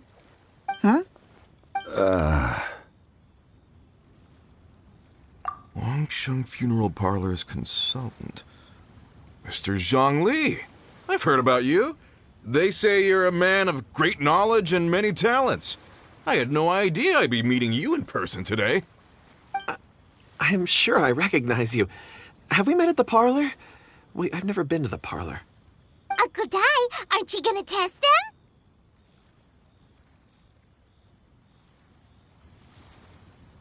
Huh? I wouldn't know where to start. Then they can figure out a way to test each other. If Zhongli wins, he's the assistant. If Zhongli loses... never mind. Zhongli won't lose. A contest? Why, it would be my pleasure. I admire your enthusiasm, good sir. I must say, you certainly have the look of an industry expert about you. It'll be interesting to see which one of us wins. Stop talking the talk and start walking the walk. I'm just saying it like I see it. Which is, incidentally, the only skill I have worth talking about. So you're an appraiser, Mr. Kunjun? Well, no. Actually, I've already forgotten what I'm in Liyue Harbor for. I was standing by the side of the road one day when Uncle Dai called me over. He saw me holding a rock and asked me a few questions. He seemed incredibly excited, even followed me for a while. We arranged to meet here. Huh? How could you forget something like that? I saw him on my way over to Liyue Harbor, poring over rocks and muttering to himself. He looked to be very familiar with them. I asked him a few questions out of curiosity. To my surprise, he knew more than me, an old mining foreman. In any case, he didn't have any pressing matters and agreed to help me. So, do you have a poor memory? Not exactly. Anyway, if it's rocks you need help with, I can most certainly lend a hand. Mr. Zhongli, what do you make of this rock? A glossy exterior, with a fissure that could only have been left in the wake of a volcanic eruption. If I'm not mistaken, this is a rough gem from another nation. Ah, a keen eye. It's no ordinary rough gem. Fragile surface layer, black veining. My intuition tells me that there's high-quality crystal ore inside. Remarkable! This rock does indeed hail from the vicinity of a volcano. I came across it in a market and snapped it straight up. The seller thought it was some leftover industrial remnant. They had no inkling of the treasure that lay within. Purity and geological rarity alone aren't enough to make a treasure. Some of the most precious crystals contain deposits of water or sand. In the moment of its formation, the crystal hidden within this stone shell captured a pocket of water. For water to be hidden in its depths, like a moon concealed within a mountain, reflecting shafts of daylight that make it through. Now that's a rare treasure. Such a detailed description. Almost like he saw it with his own 2 eyes. Say, you're not trying to hoodwink us, are you? After all, we haven't even seen what's inside yet. Everything he said is true. Most crystals are born in high-temperature environments. Heat and water aren't natural bedfellows, of course, which is why crystals with water deposits are so sought after. Moreover, this particular crystal contains mountain lake water. A rare find indeed. Well, if Zhongli says so, it must be true. I've yet to encounter anyone with a judgment as shrewd as yours, Mr. Zhongli. How did you know exactly what lay within? I've seen many such stones in my time. I recognized it immediately. I hope you didn't mind me flaunting my experience, Mr. Kunjun. Of course not. I feel I've met a kindred spirit here today. I hope you will accept my friendship. Uncle Dai, it would be a mistake for Mr. Zhongli not to join us. Trust me when I say that his level of expertise is unrivaled in the trade. You won't come across another of his caliber in your lifetime. Very well. There is strength in numbers, after all. Everyone, follow me to the chasm. There are men counting on you to find them.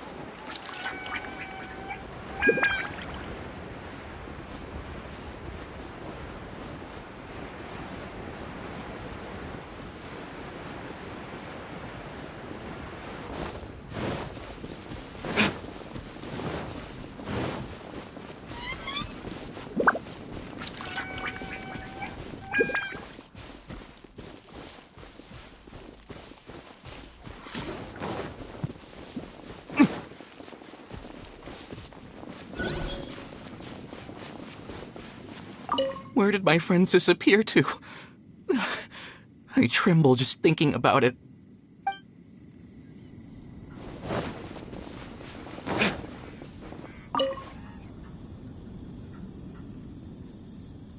Whoa, this mine is huge!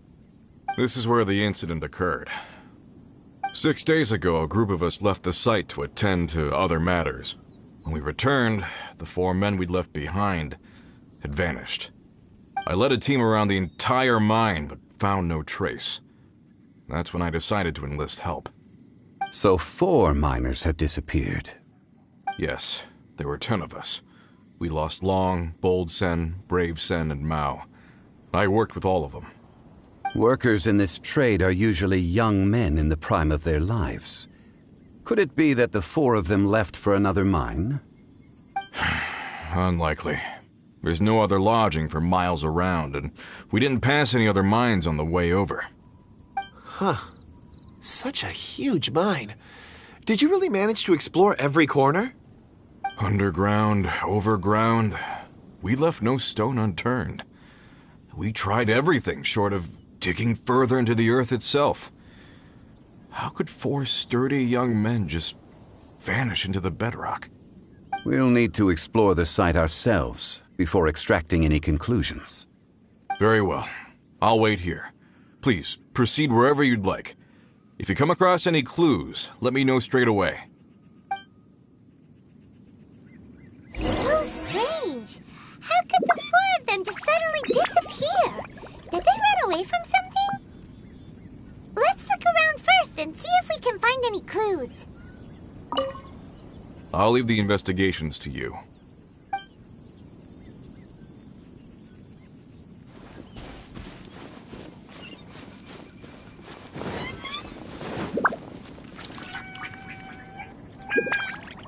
Over here!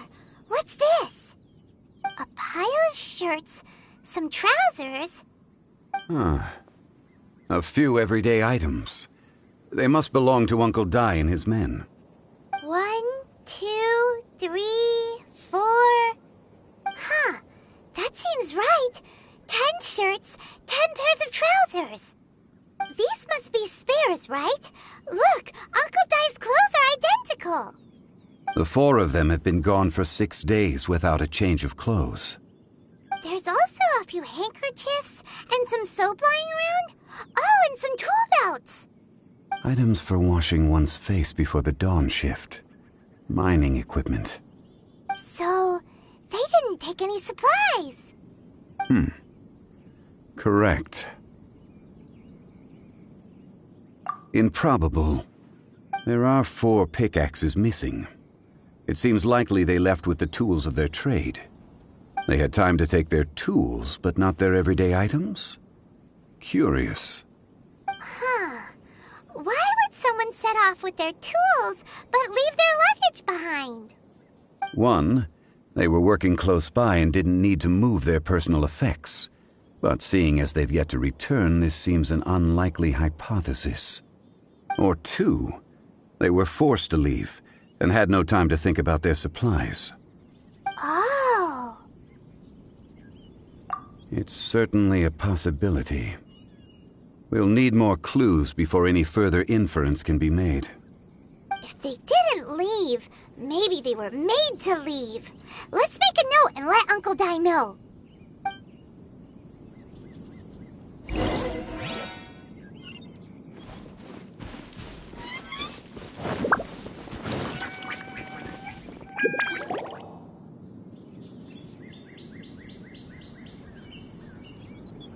Kunjun, what do you have there? Oh, right on time. Did you find anything? There's a chunk of ore here. Perhaps there are clues within. Or, what does it have to do with the disappearance? Let's find out. I'll give it a try. A moment, please.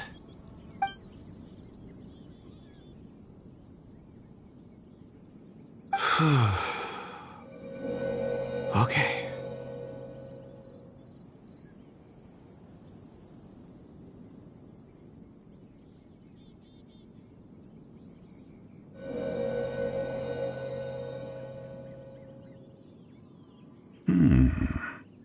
Looks like he's concentrating really hard. What's he up to? I see 4 men following someone out of the mine. It looks like a child. A child? child? What's a child doing in a mine? I'm not sure. Also, how did you see anything exactly? Oh, I don't mean see in the traditional sense. I would appreciate it if what I'm about to tell you remained a secret. It's a little odd. I've never dared to tell anyone before. I can perceive the memories of ore. Huh? Perceive? So there's no conjecture at work? You mean you can put your hand on a rock and boom, it just happens? I've always sensed that ore contains memories. Sometimes it records events that occur in the surrounding area. All I have to do is touch one and focus my attention, and the memories come to me. Amazing! So you can find out everything that ever happened there. It depends on the ore. Some ores have astounding memories. Others, like iron ore and white iron ore, aren't up to much. Their memories are hazy. Core lapis and crystal memories are much stronger. They record more events and in greater detail. Stone seeing. Fascinating. A rare ability indeed. It was prudent of Uncle Dai to recruit you, Mr. Kunjun. I'm glad I can be of assistance. Based on what I saw, I believe they followed this path. This will take us north, away from the mine. North. Another clue for Uncle Dai. Let's make a note of it.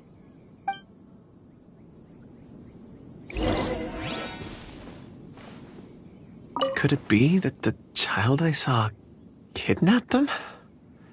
Huh.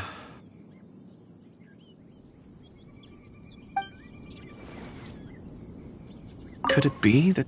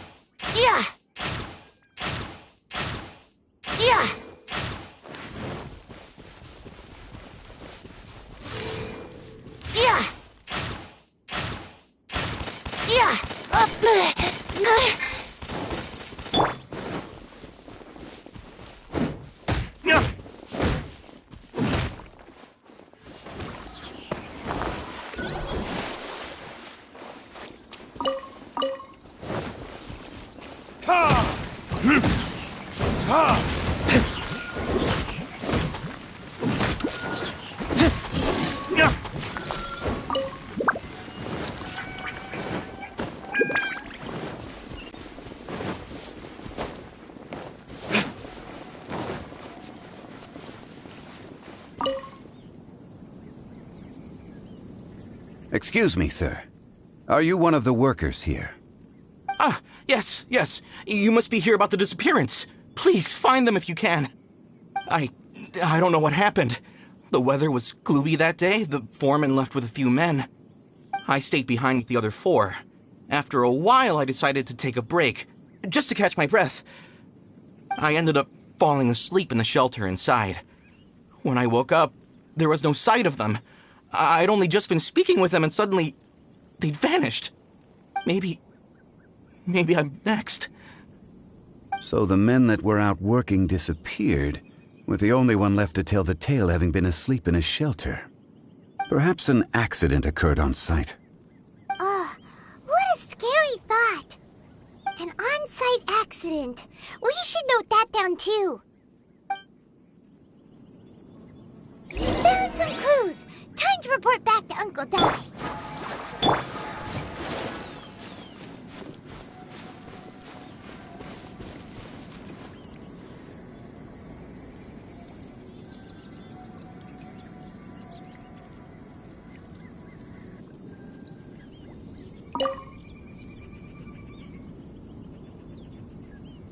You're back.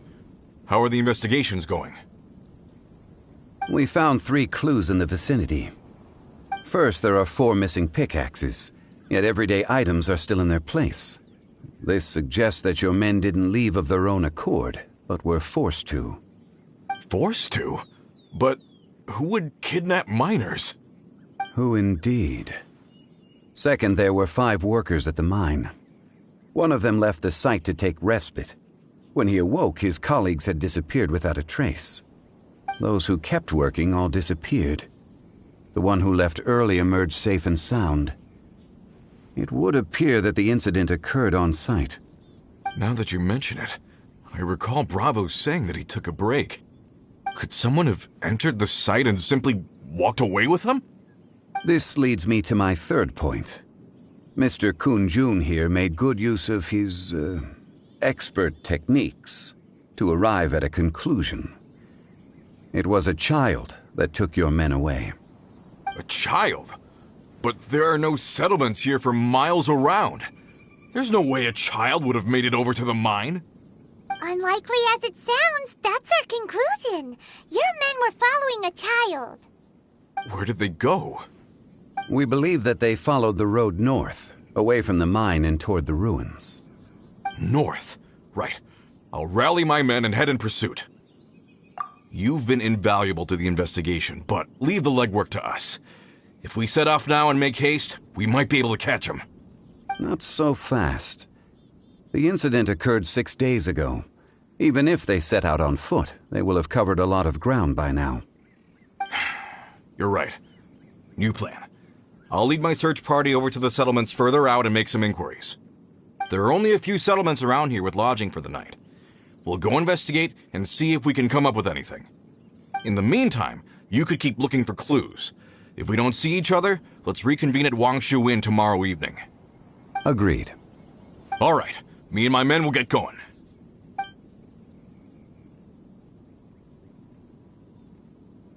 So, they're gonna talk to the people over at the settlements while we keep investigating here. Correct. But there aren't any more clues at the mine. Shouldn't we go north? Wait. I believe we're missing someone. Huh? Oh yeah! Where's Kunjun? Paimon bets he's still investigating. Let's go find him.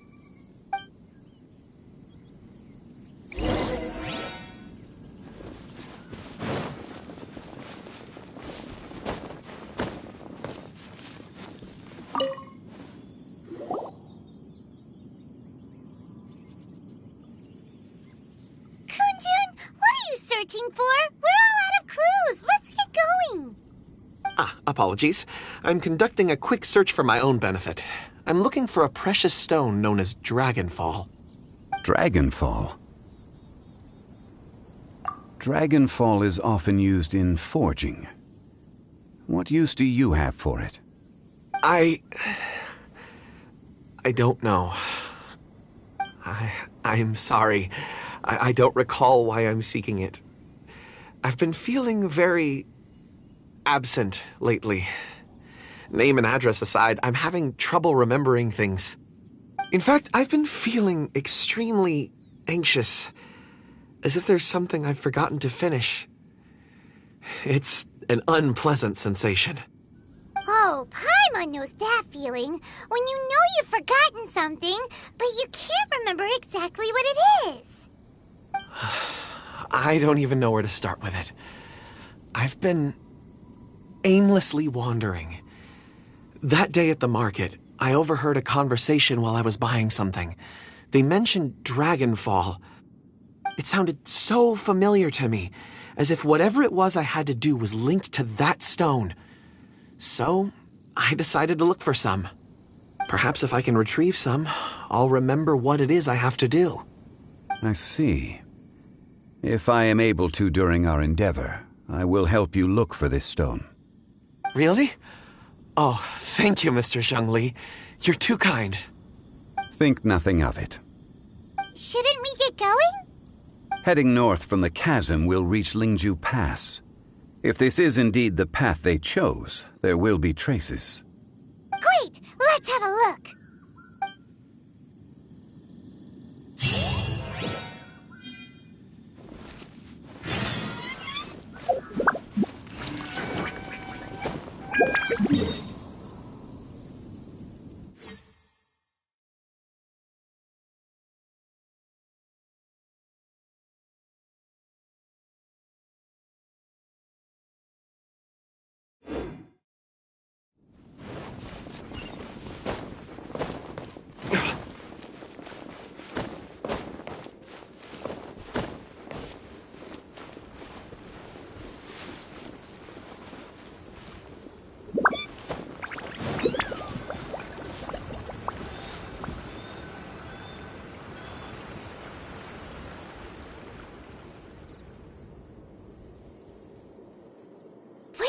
There are tracks here.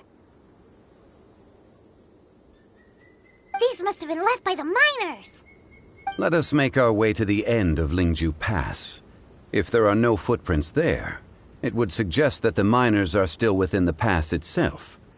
However, if we find new tracks, we can follow them wherever they may lead.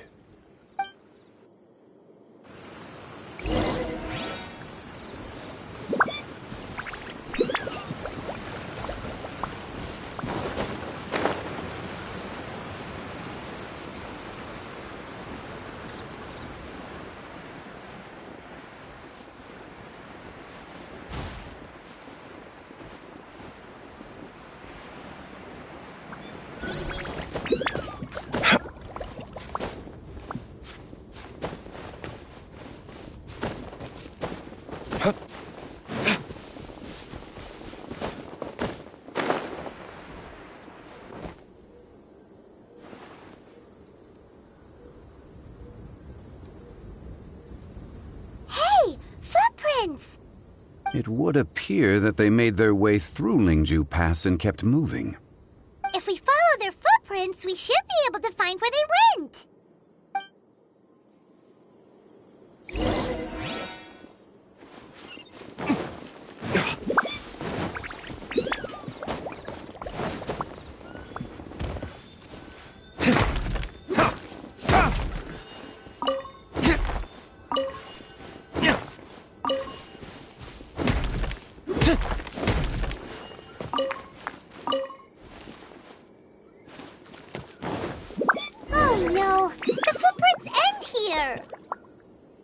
We should inquire with anyone nearby.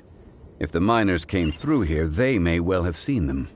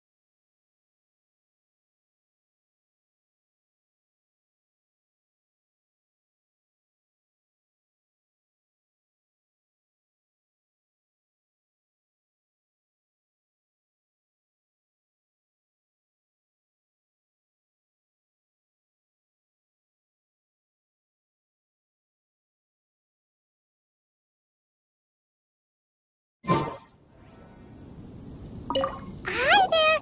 Have you seen anyone dressed like a miner around here? A miner? I'm afraid not.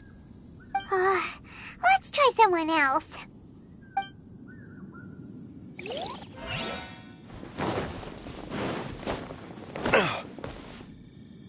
Hello!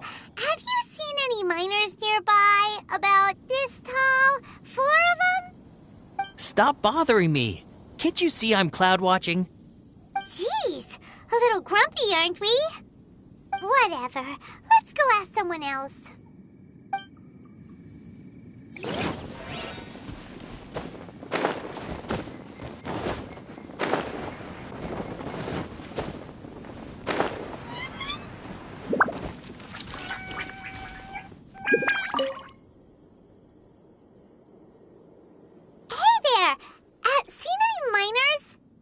It must have been about 4 or 5 days ago. There were a few men who came through here carrying baskets and picks. I guess that could have been them. Yeah, that's them! 4 or 5 days ago. It appears that they were moving slower than we'd anticipated. Traversing the geography of Lingju Pass must have held them up. It was so strange. 4 big guys with lifeless expressions. It was like they were in some sort of trance. And there was a child staggering in front of them. Huh. This child. Did you see what they look like? I caught a glimpse. Blue hair, short. I think it was a girl. She wasn't smiling. In fact, she looked very serious. And they took this road? Yes, they followed it straight from here. Let's go after them.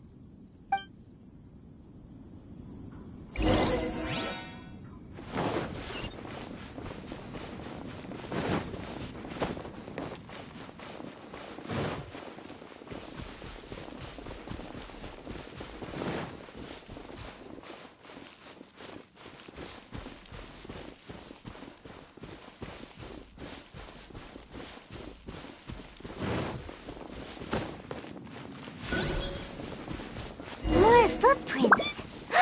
There's a person over there. Help! Please save me!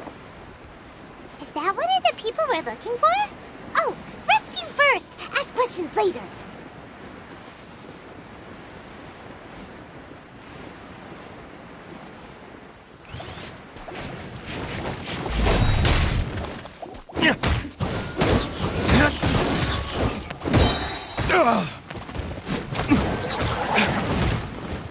I'll protect us.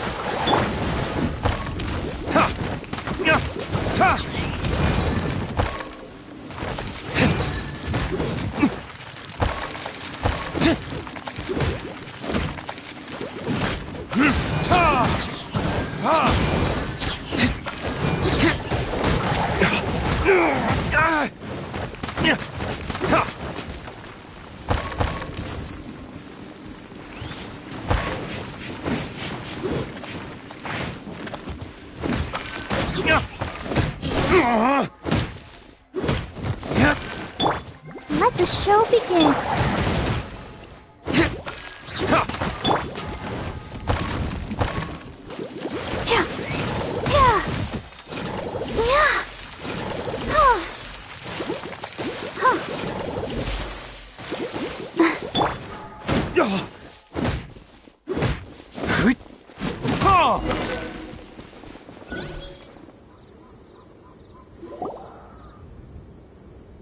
Those monsters were so aggressive. They must have noticed me walking through. Before I knew it, they were all over me. Thank you all for saving me. My name is Wanyu. I belong to Liyue's Shengyu Hall. I head up our human culture and civilization research. Huh? You sure you're not a miner? A miner? Yeah, we're looking for a group of 4 strong fellas carrying mining equipment. I think I saw those people. Really? Yes. I set off from Nantianmen the day before yesterday, heading for Lingju Pass. About halfway there, I came across some people. A few men and a child. I was in a hurry. I didn't get a good look. I'm afraid I'm not even sure what they looked like. Apologies. I think that's all we needed to hear. Thank you. I hope it's useful to you. I'd better get going. There's a conference I need to attend. Again, thank you all for your help.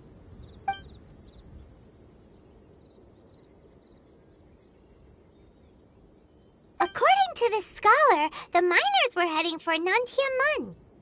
Can we be absolutely sure that it was the men that we're looking for? A child with a group of adults sounds pretty close to Paimon. But... Hey, perhaps that rock over there can tell us more. Aha! Paimon nearly forgot about our secret weapon! It looks promising. I'll do my best.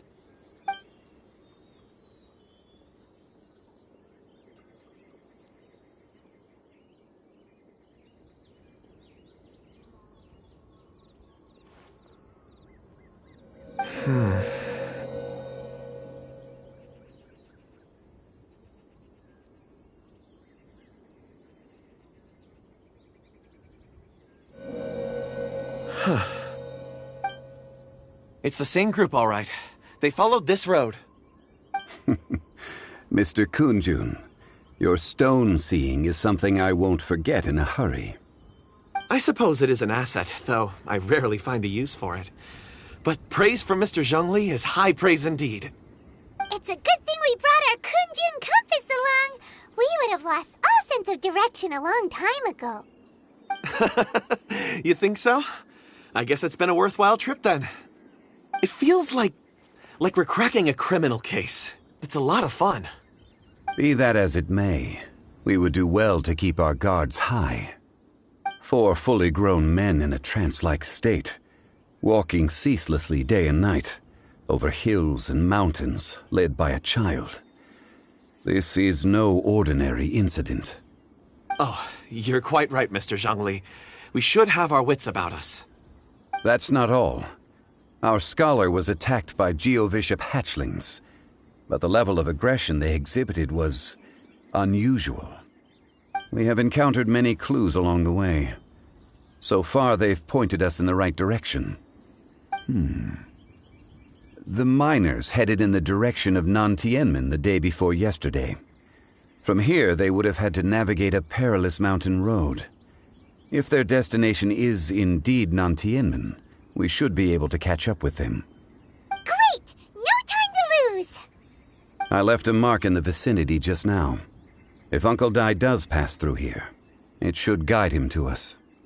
Clever thinking! A classic Zhongli move!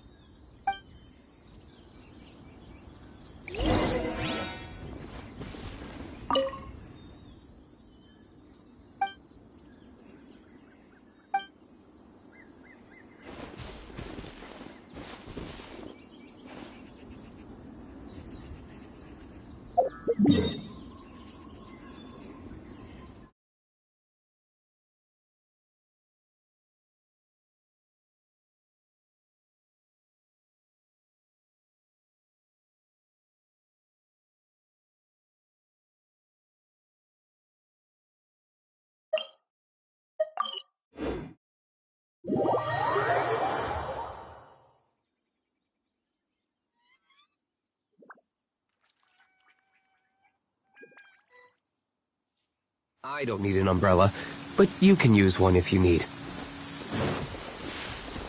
Hey! Over here on the ground! Is this one of the missing people?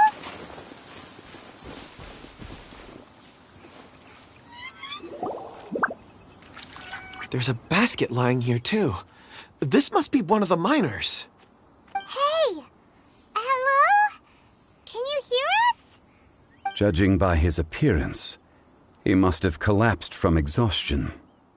Should we wake him up? I can still dig.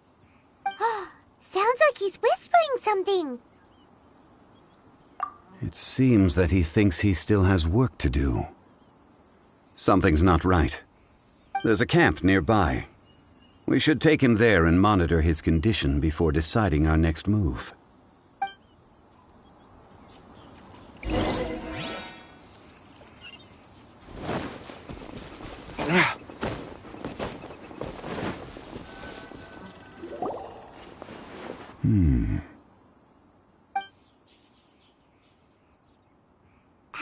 me. He won't die, right? He's worked himself into a stupor. Thankfully, he's not in serious danger.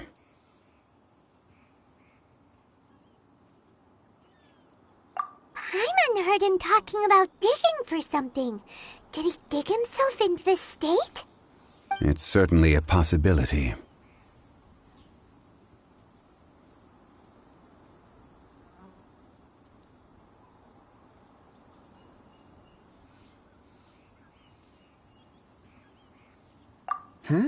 It looks like there's something in his pocket. Are these ore fragments?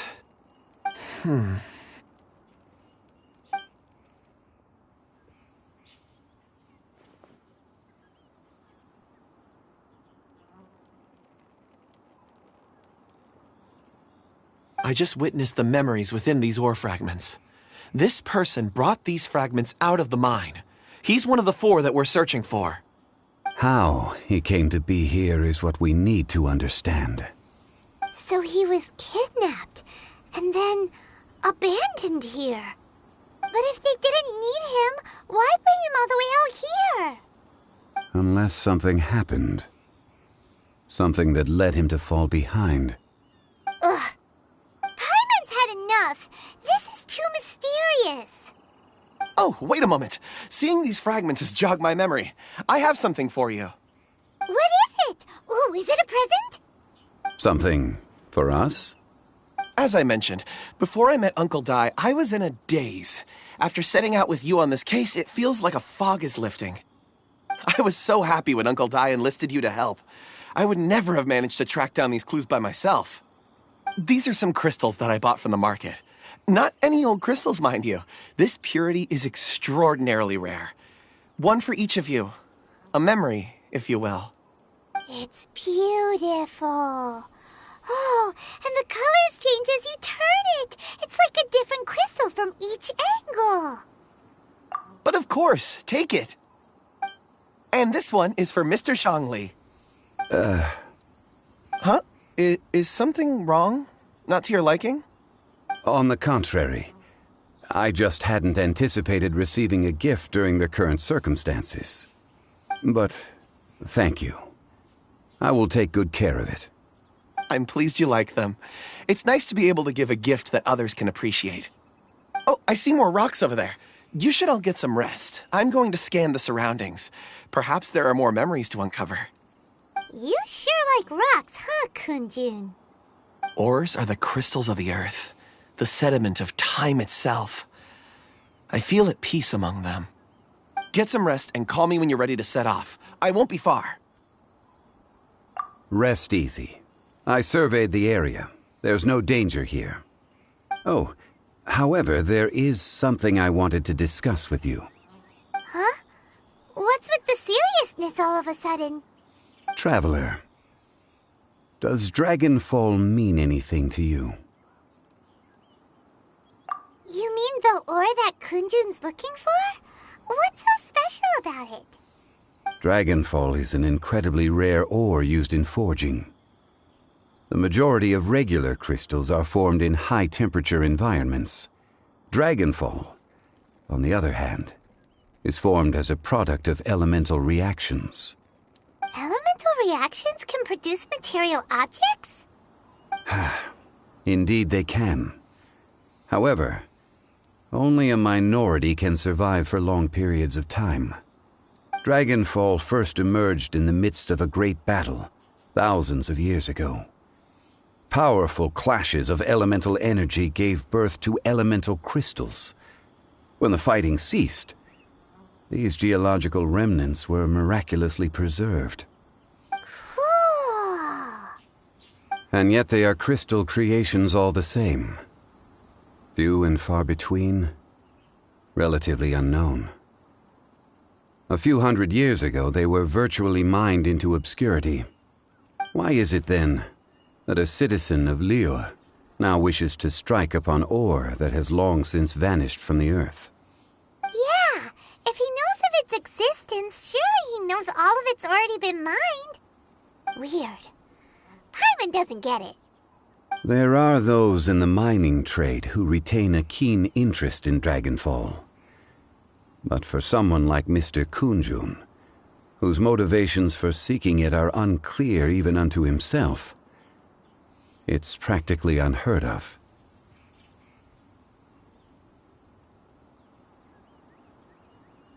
Ulterior motives? Is he a villain? A conclusion that is presently impossible to reach. We must watch and wait. Don't forget, rescuing those miners is the primary objective. As for anything else, sooner or later the tide will reveal the lie of the land. We're drawing closer to our goal. I believe we should continue to follow this road through. Now that we've found one, the others won't be far away. When you're well rested, call Mr. Kunjun over to us. We still have more investigation ahead. We should ensure this miner is settled here at the camp. Once we've brought this matter to a close, we can return and attend to him. I suggest we leave a note for Uncle Dai. If he does find the camp, he'll know what to do.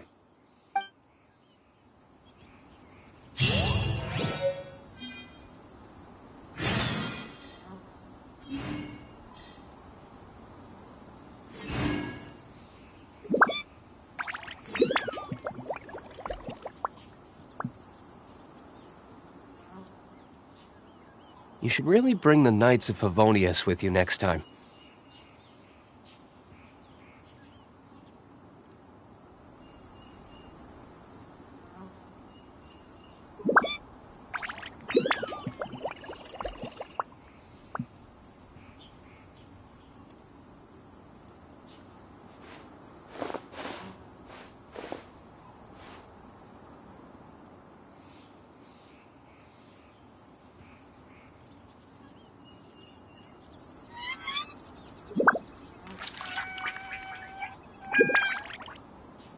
Guess we can rest a bit.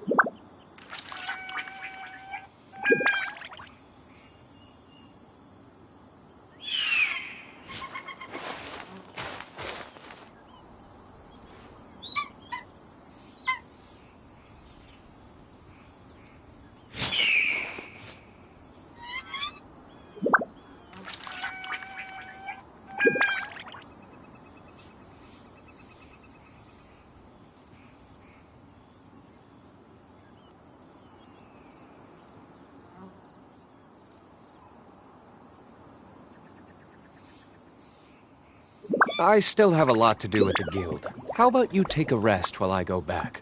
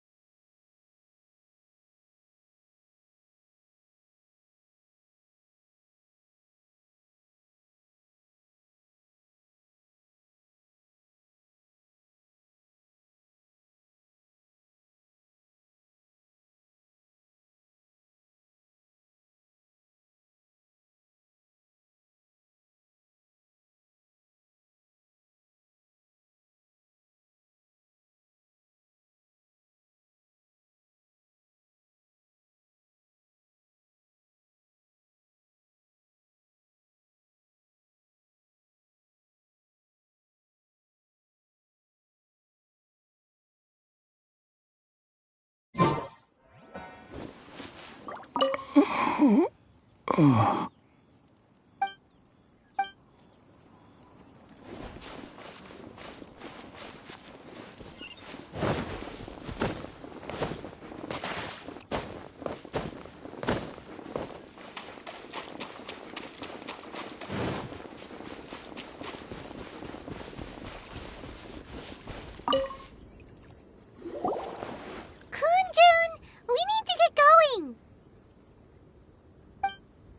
No problem. I'm done here. Any results, Mr. Kunjun? There are many beautiful rocks here, but nothing out of the ordinary. I couldn't find any clues. Then again, the memories of ore can shift with the passage of time and the changing of the environment. Difficult to say. I feel that ore memories tend to be from the recent past. So there's never any ancient memories? Rocks endure, but as eons pass, their memories are erased. Those memories that survive are rooted in powerful emotion or thought. That makes sense. It is the same for people. Indeed. Let's keep going.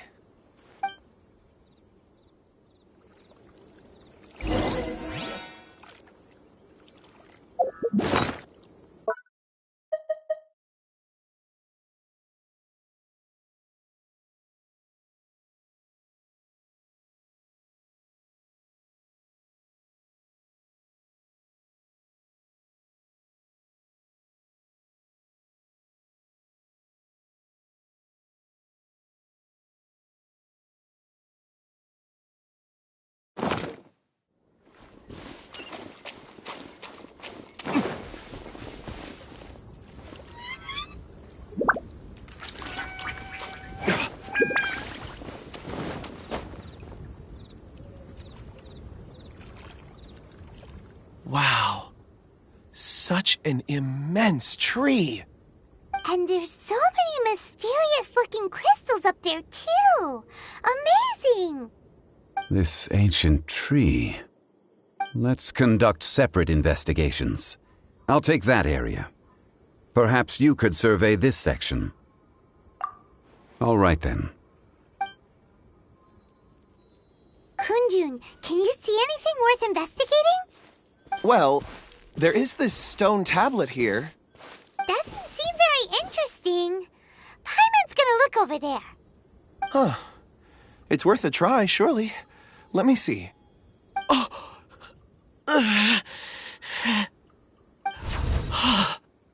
This is...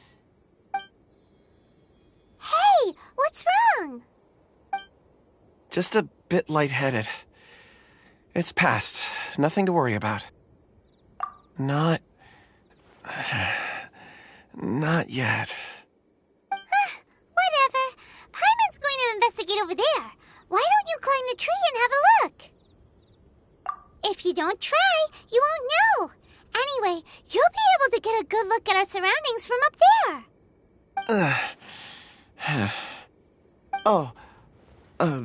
You think so? When has Paimon ever come up with a bad idea, Wait a minute.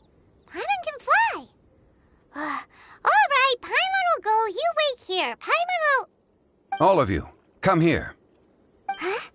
Zhongli's voice came from behind the tree.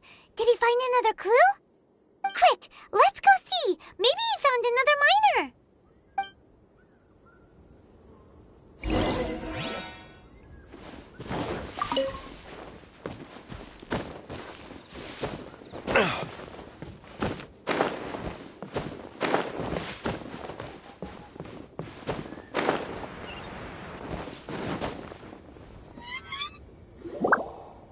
This has been newly dug. It would appear our answer is up ahead. Is that a voice coming from the tunnel? Someone else go first. Compose yourselves. I will lead us in. There is an unusual presence emanating from inside the tunnel. Prepare yourselves and tread lightly.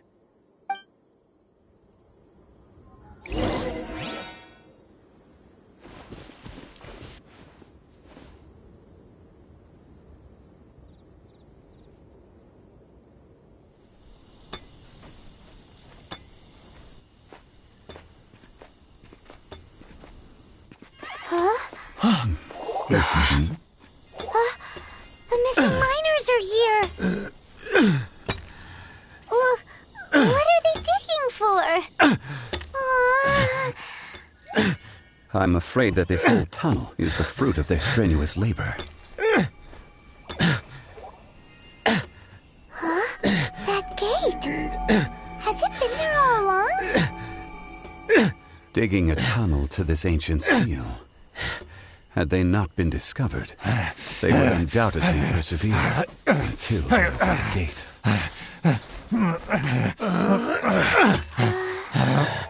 So behind the seal,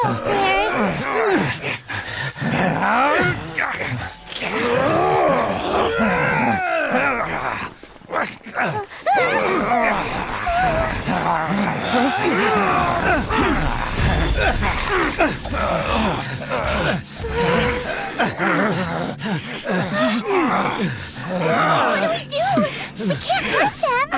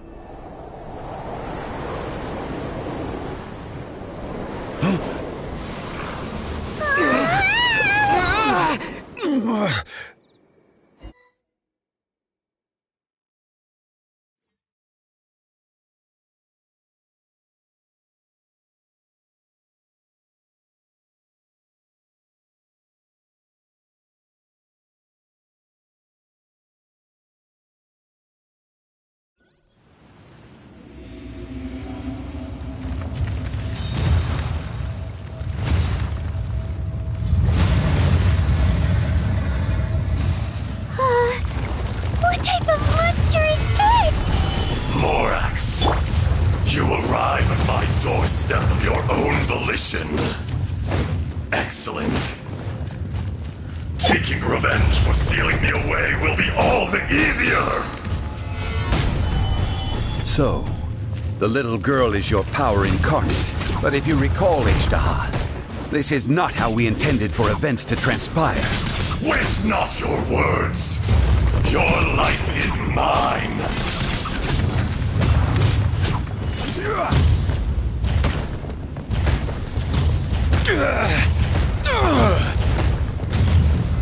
Solidify!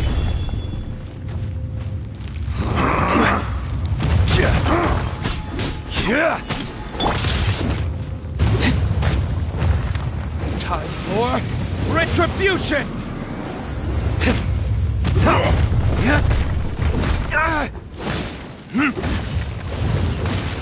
Crumble!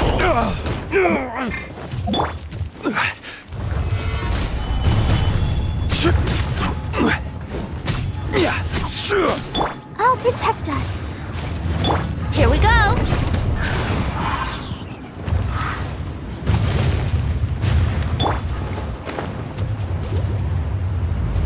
From rock to dust. Sooner or later.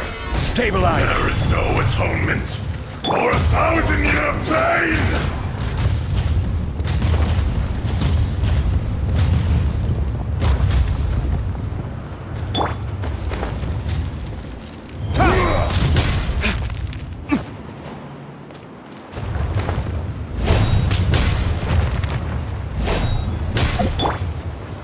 Stabilize!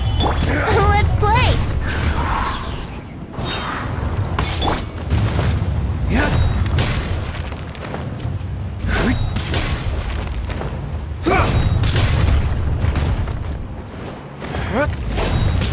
Fisher!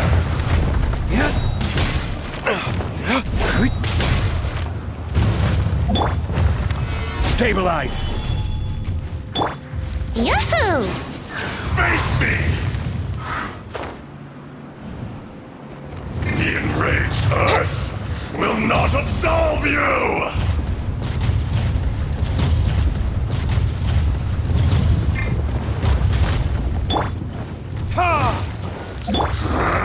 Solidify!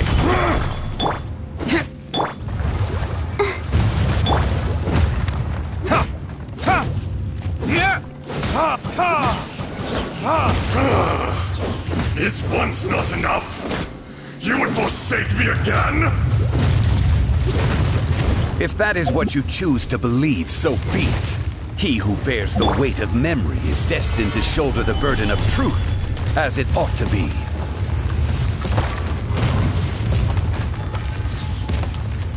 Let's play!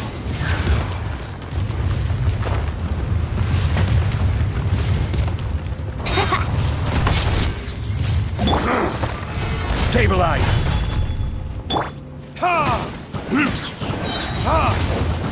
Let's dance! Hi! Verdict is... Pressure!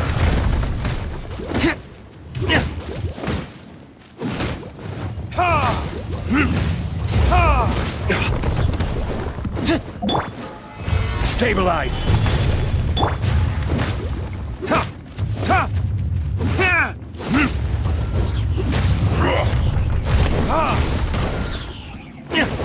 The enraged Earth will not absolve you! Stabilize! Time for takeoff!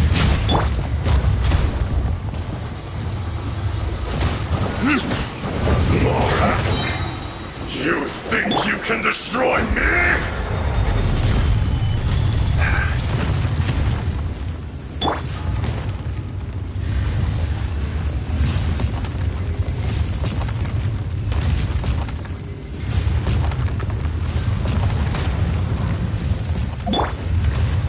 Stabilize!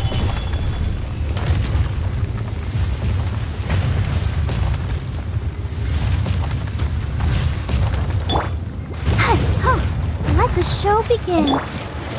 Solidify! Time for retribution!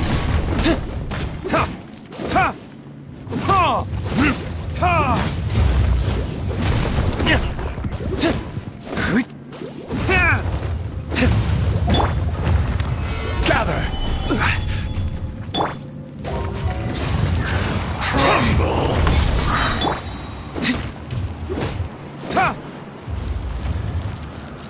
Cowardly Teamwork is insects! dreamwork! I'll protect us. There is no atonement for 1,000-year pain!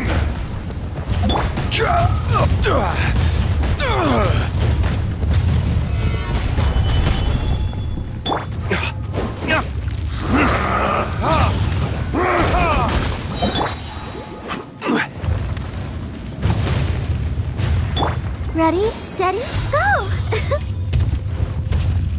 Think you can get away? Here we go!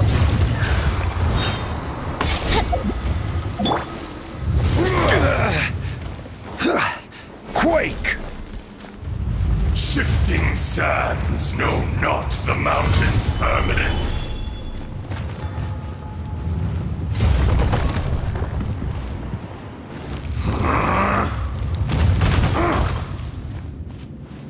The enraged Earth Solidify! will not absolve you!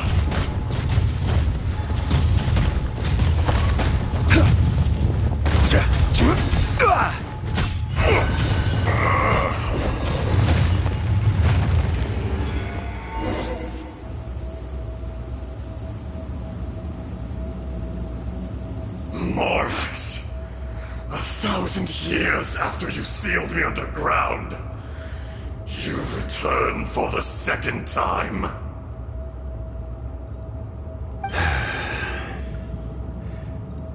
You should call it by its name, Ashtaha. Fate. Fate? Fate?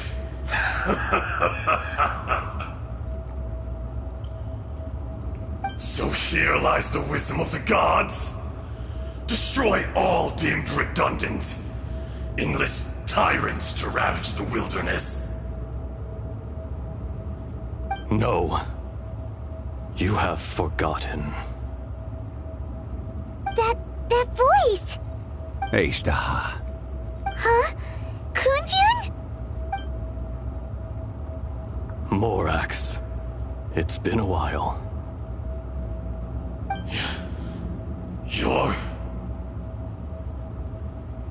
Ajdaha. The very same. During the battle, you imbued us with your power. Yes, it was all I could manage. Forgive me for concealing the truth, traveler. There were things that only became clear to me upon reaching this tree. Allow me to elaborate. I am not Ajdaha the whole, but a fragment. Heaven and earth, yin and yang, opposing forces.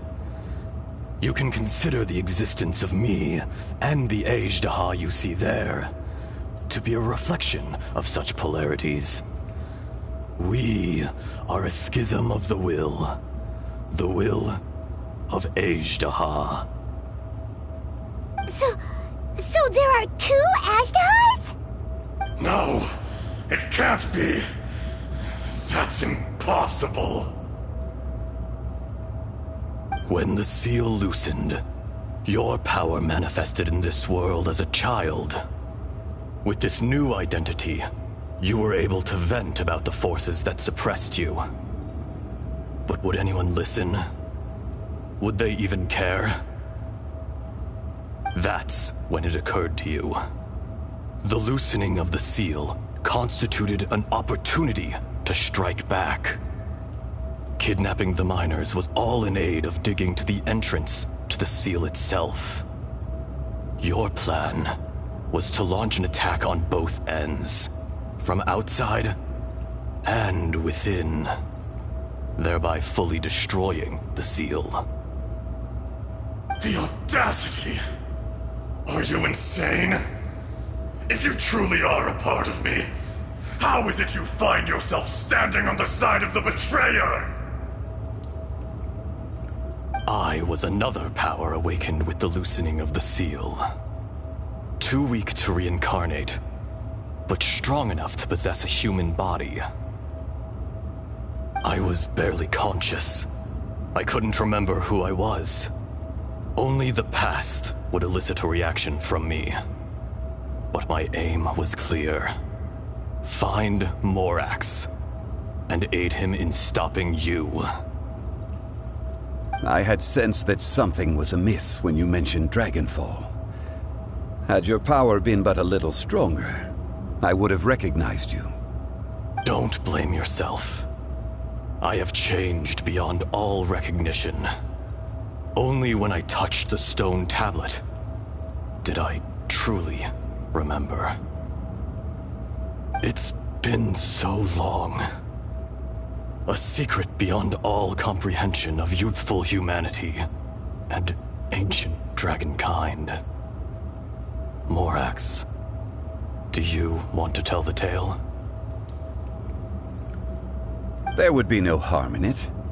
The decision is yours. You haven't changed. Then allow me.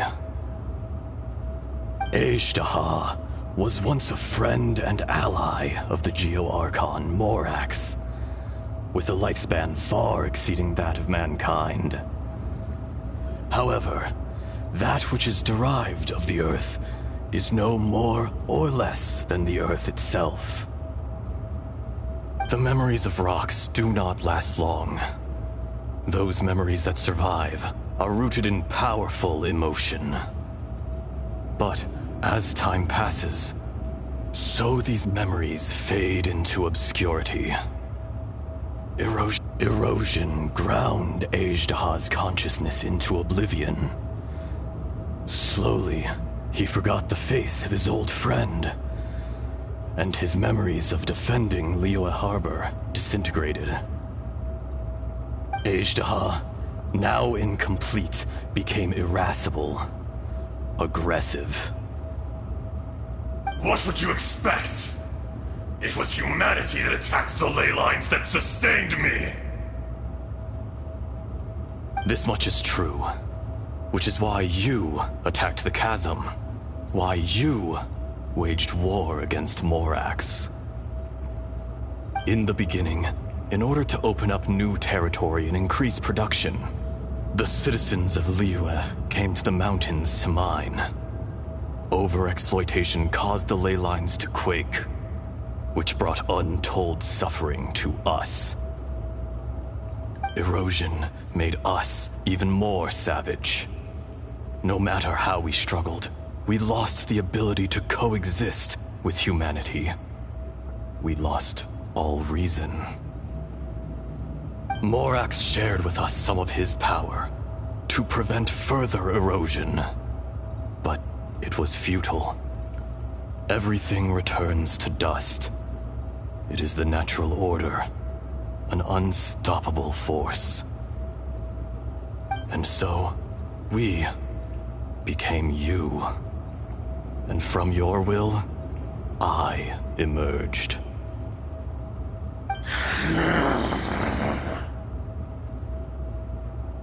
I am your final contract. Witness the promise between Ajdaha and Morax. You can hate me, but you cannot deny me. No! No! I am the remnants of Ajdaha's benevolence, the echo of a contract set in stone. I harbor a willingness to go further, a willingness to coexist peacefully with mankind. No, no! It is I, Ajdaha, forged of elemental crystal, bearer of the weight and memories of the earth, older than the mountains and the oceans that decides. I will not swear allegiance to this insect. Morax is not an insect. A lord over insects is nothing but an insect in turn. You forgot yourself. Nobody held Morax in higher regard than you or I. That which you have forgotten, I hold here in my heart. If you are the memory of the earth, then I am the memory of coexistence. Of coexistence with humanity. All powers under heaven, rise and fall of land and sea. A star appears within the wild. A sun ascends as bright as jade.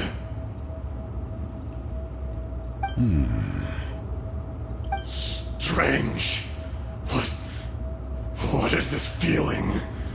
And all this? You are spent, and I will soon disappear. Before I do, heed these words. In the wilderness, snow falls on a spring day. In an instant, it will melt. Even where it is fleeting and leaves no trace. Even where it will never fall again. No! That isn't true! I don't accept this as fate! Perhaps it isn't, but it remains an inevitable misfortune. More axe! The little girl vanished!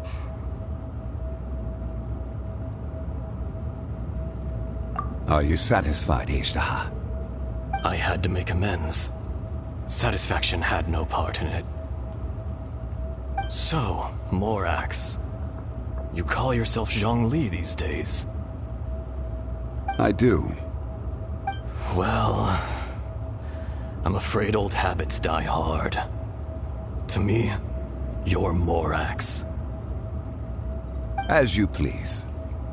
I never did forget your gift of sight. I hardly lifted a finger. Think nothing of it. And yet, you could see. You wouldn't know the yearning of a blind dragon, searching for the sun.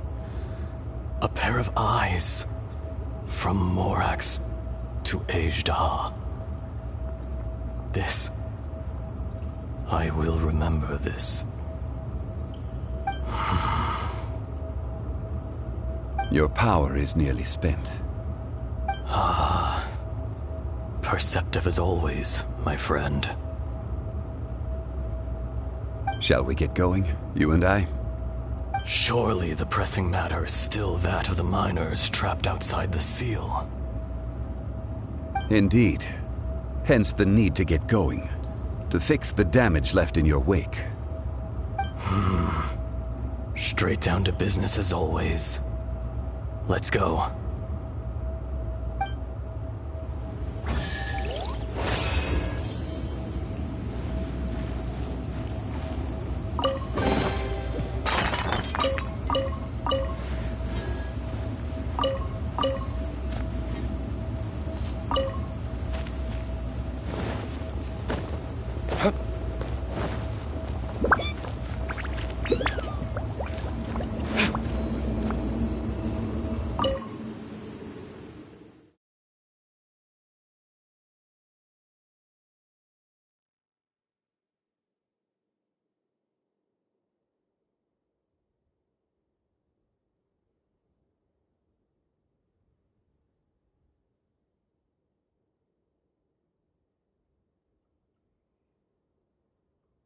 Huh? How did we get here? We need to go back and check on the miners!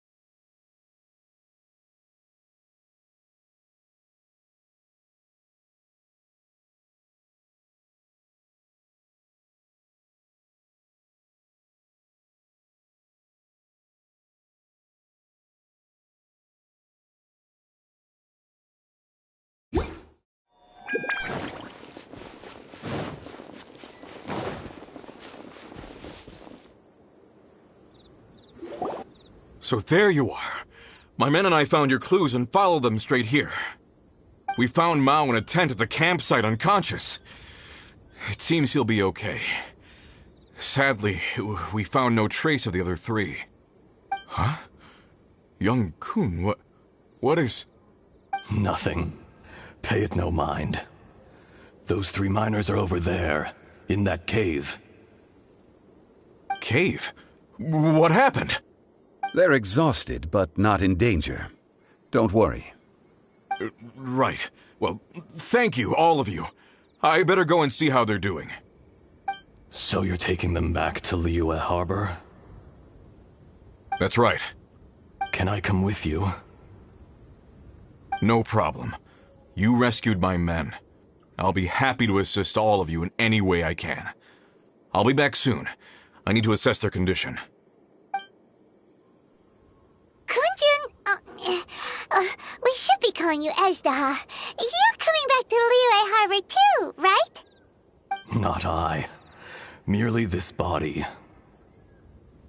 Once I'm gone, the true owner will accompany the miners back to Liyue. Kunjun hails from a family of famous artisans. He too will be famous in time. It would be a shame for someone of his talent to go missing. You always did have a great admiration for blacksmiths. Curious how swords and daggers are blind, yet their creators see so much. Perhaps empathy is mankind's proudest achievement after all. Ezda, I am no longer the Geo-Archon. I can sense it. Today I am just an ordinary citizen of Liyue. Even you met such a fate. Let's get the difficult part out of the way. I cannot guarantee that I won't be awoken a second time.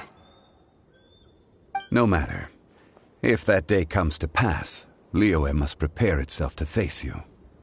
And how will Liyue fare without Rex Lapis? Even without a god above, this remains a nation of men. I was once their god. I ought to be here to witness their rise and fall. All life is shaped and then ground away by the endless flow of time. You were always the strongest among us. Yet, it would seem that even you have been eroded. That's unimportant. Fate is ordained by heaven. Even if our mission had already concluded, it would be cowardly not to strike out on the road of departure. You may live forever, doomed to a lonely existence. Yet, even this is temporary. When you reach the end of time, those people, those past and future relationships predetermined by fate, they will be waiting for you. I do not pretend to match your rhetoric when it comes to the subject of a life long lived. I fear that the life of an elemental being is longer than any in this world. Were it not so, you would have killed me long ago, and would not be having to face me again now. You've brought a smile to my face. When all is said and done, a reunion between old friends is an auspicious occasion. That day in the chasm, did you hesitate? A heart of stone is a heart nonetheless. But I am the god of contracts, and was for a time a god of the people of Liyue. You chose justice, but did not forsake your kindness. You came to me not as an assassin, and so I was willingly sealed away. The movements of the Earth Dragon can tremble the earth and shake the heavens. With your abilities, even at my full strength, I struggled to confront you, let alone seal you away. Hence my inception. Do not forget that I was there with Liyue's founder. The face may have changed, but the content of the contract remains intact. Old friend, god of contracts, I hereby honor our agreement. Thank you, Ishtaha. My life is at an end. I will join the eternal flow of time. And you, Morax, you will live for many a day to come. You're leaving? If it is fated, Morax, we will meet again.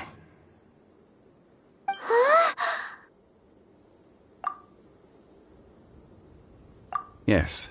Don't be alarmed. He's only asleep. Whoa. That was so weird. It was like he suddenly became another person. In fact, we have yet to meet the real Kunjun. He was. Centuries may have passed since then, but events from 1,000 years ago remain crystal clear in my mind.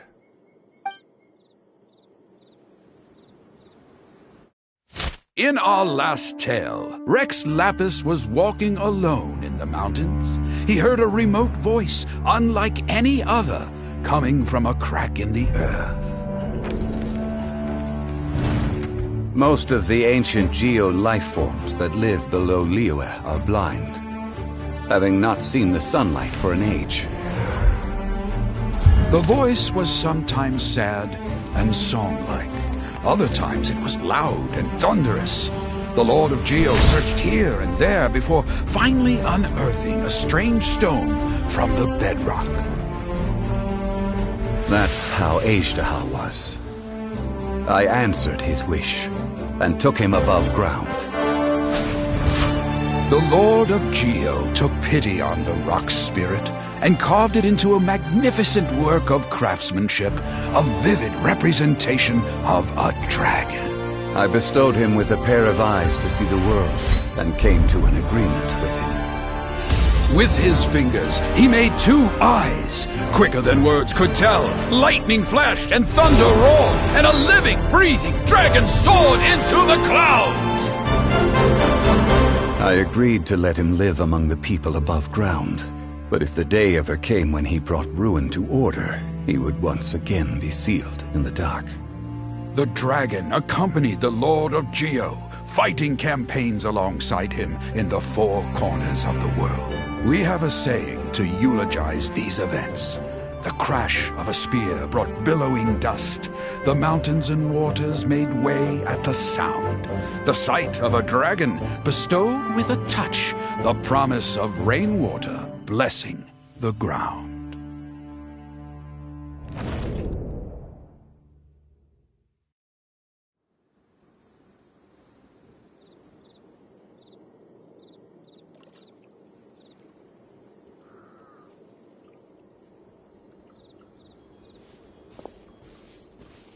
A 1,000 years ago, Ajdaha attacked the chasm.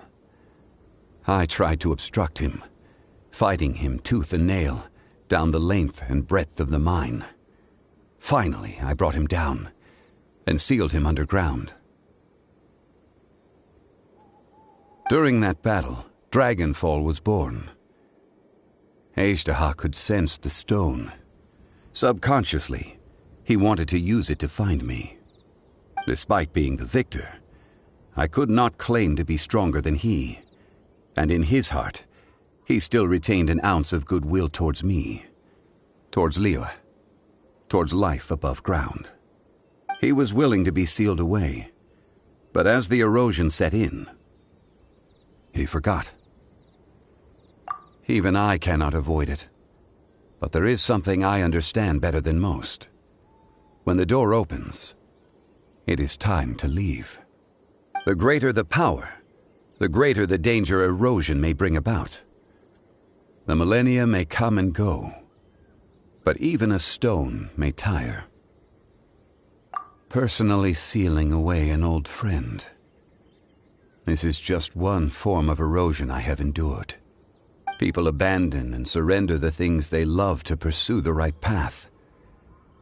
Perhaps this is the erosion imposed on me by the natural order of this world. That I was a god of mankind. My identity may change, but my eyes will bear witness to the history of humanity. You still care a lot about Liyue. Call it part of my duty. I must thank you both. No worries. Oh?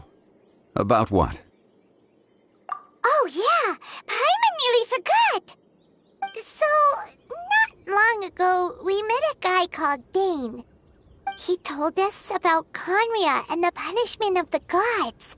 That's when we realized that those events were connected to the person we're searching for.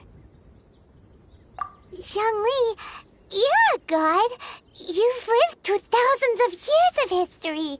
Surely you experienced the incident? I cannot say. Why? You can't even give us a thread of information? This is so important to us. I understand, but I must apologize. This is my contract. You mean another past grievance? Like the incident with Ajdaha? Too painful to talk about? It was signed before it all began. I have always honored the contract, and kept my silence. How can you be like that? You two are friends to me. I can assure it brings me no pleasure to disappoint you. But as the god of contracts, I cannot go back on my word. Would you be ready to find out? It appears your understanding of this world continues to grow. There are many events of ages past, many secrets that lie hidden. They have been eroded by time, forgotten by the people, abandoned. But you are capable of finding them and bringing them into the light. Those who come to witness will witness. Those who are born to remember will remember. If you take the same road as that person, there may be more difficulties ahead. But as long as you firmly believe that you are on the right path, everything has meaning.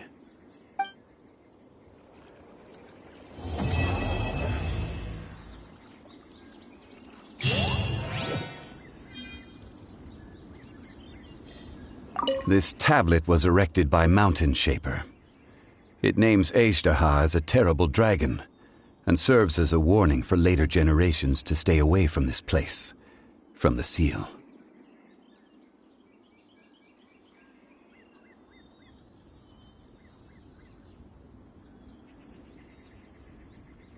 It's a shame. There is a fine line between good and evil. If the good and evil within him could be summarized in a single sentence... Well, never mind.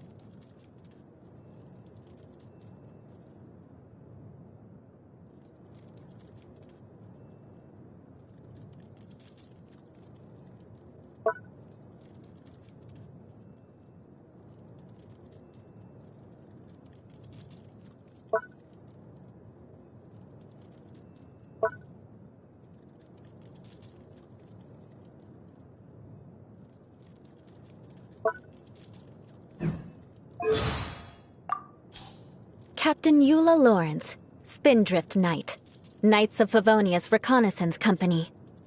I extend to you my greetings. Huh? What's that? Yes, Lawrence, the evil aristocrats of historical infamy. Oh, we're still very much evil. Just look at me. I'm infiltrating the inner ranks of the Knights of Favonius, all as part of a diabolical plan to exact our revenge and reclaim our former glory.